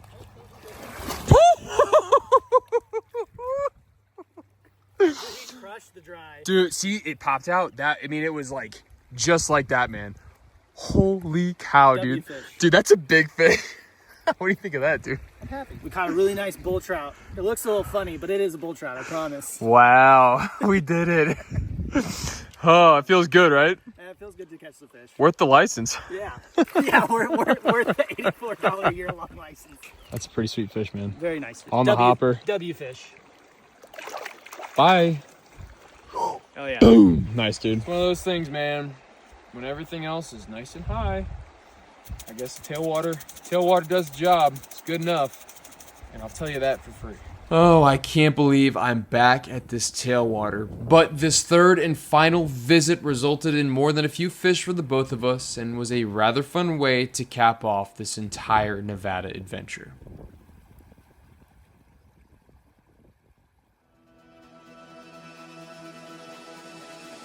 When it's all happening, I find myself running hard and running fast to squeeze in as much as possible. This rapid pace doesn't allow much time to dwell on the many failures. Gotta have dog vision to that junk. But on the flip side, success is only a quick pit stop on this long and winding road that is this whole story. Some might bemoan this sentiment, and I've heard it all before. Oh, Mike, you should really live in the moment more. Or, does filming ever ruin the experience? Well, to you, I say that's just the fact of the matter, unfortunately. And with the many years of contact sports in my youth, even if I did take a deep breath and bring it all in, my poor noggin will no doubt make those memories fractured and fuzzy the further down the calendar I get. And that's the thing. I see this as the long-term benefit when it comes to recording all these outings. Sure, laboring with all the camera gear can be a real pain in the ass, but that's why I work so hard off screen to stay in peak physical shape. My body can hold up to the toil, so that's no real issue at all, but I digress. Through this whole editing process, I have the unique opportunity to relive every single second for hours on end, and really, for a story of this magnitude, it's more like days and weeks of digestion. My wonky editing setup could be in a crowded apartment somewhere in the big city, or a cabin tucked away off-grid, far removed from the world. Doesn't matter. The second I fire up the hard drive with this project on it, I'm back in the battle-born state. Through my headphones, it's things like the way your boot prints just scream out across the empty canyon walls, only to be interrupted by the distant sound of faith-filled water. Or each and every song sung by the basin birds tickling my ears, just the same as when I was laboring through the sagebrush seas myself. And don't get me started on the catalyst to this whole endeavor. Each and every trout that pulled me towards all these wild destinations was so amazing in its own right, and I got to relive every single one. The deep blues of the many Lahontan strains, the subtle pinks of those Great Basin Bonneville, and weirdly enough, I became quite fond of the pure buttery gold of those Yellowstones. From a memory perspective, it really helps that each of these fish presented themselves in an environment that really makes my angling ability shine. I love small streams, the tighter the better, and canyons, I'm a certified canyon cat, even though I've had to pay out a few of my 9 lives just to get up and out. Seriously, every meadow, every river, and even those golf course creeks just ignite the flame of my passion when it comes to finding fish with a fly rod. Seriously, Nevada was amazing, and that's not to mention all the backcountry opportunities and high alpine watersheds I just couldn't access because I was too early in the season. I'm serious, all these backcountry opportunities have been living rent-free in my noggin ever since I left. Anyway, I hope you're following where I'm going, because reflecting on this special time really makes my heart yearn for those days spent in the desert. It's undeniable that this Nevada series held similar themes to other travels in the not so distant past. Pattern recognition is almost a knee-jerk reaction for me at this point, but I always flinch when doing so, because comparing all this to other places just wouldn't be fair at all. Maybe it's the novelty of new, or the prospect of so many untapped adventures, but this land of extremes is sticking to my memory the way that burning pine clings to your clothes. No matter where I'm at in the world, something will remind me of this amazing time and all these incredible places. It's more than just a desert. It's more than just a place to gamble. Nevada, she sure gets a hold of you. Well, howdy folks, if you are seeing this, then that means this series is finally over. It has been a wild ride, but pretty cool one. A state like Nevada, it's got a lot to offer, and I bet some of you who are still watching, if you're still watching, may have learned something new, because yeah, this has been fully new, from the bull trout to all the different cutthroat, even the red bands. It's pretty amazing. But folks, I gotta sit here for just a second and say some thank yous. Number one, thank you to you if you're still watching, because that means, you know, this story was engaging enough. Even if you're just tying flies or eating dinner, dragging your girlfriend to watch this, I appreciate it. I hope you actually enjoy it. But yeah, outside of you, the viewer, I gotta thank all the partners, because these things, they aren't cheap, right? You know, the gear can cost a lot. Getting from one place to another, even just staying in a spot, it can be kind of expensive. So anyone who's willing to take a chance on fly all season, so all the partners and brands, and especially the folks over on Patreon, thank you, thank you, thank you. Seriously, it really allows a lot of creative freedom to go where we want to go and fish for what we want to fish for. So it's pretty cool. But yeah, folks, seriously, if you've made it to this point, I really hope you enjoyed the story. This was epic, and yeah, I can't wait to see where the next one leads me. But that's enough there. Folks, wherever you find yourself, be it in a sagebrush valley somewhere in Nevada or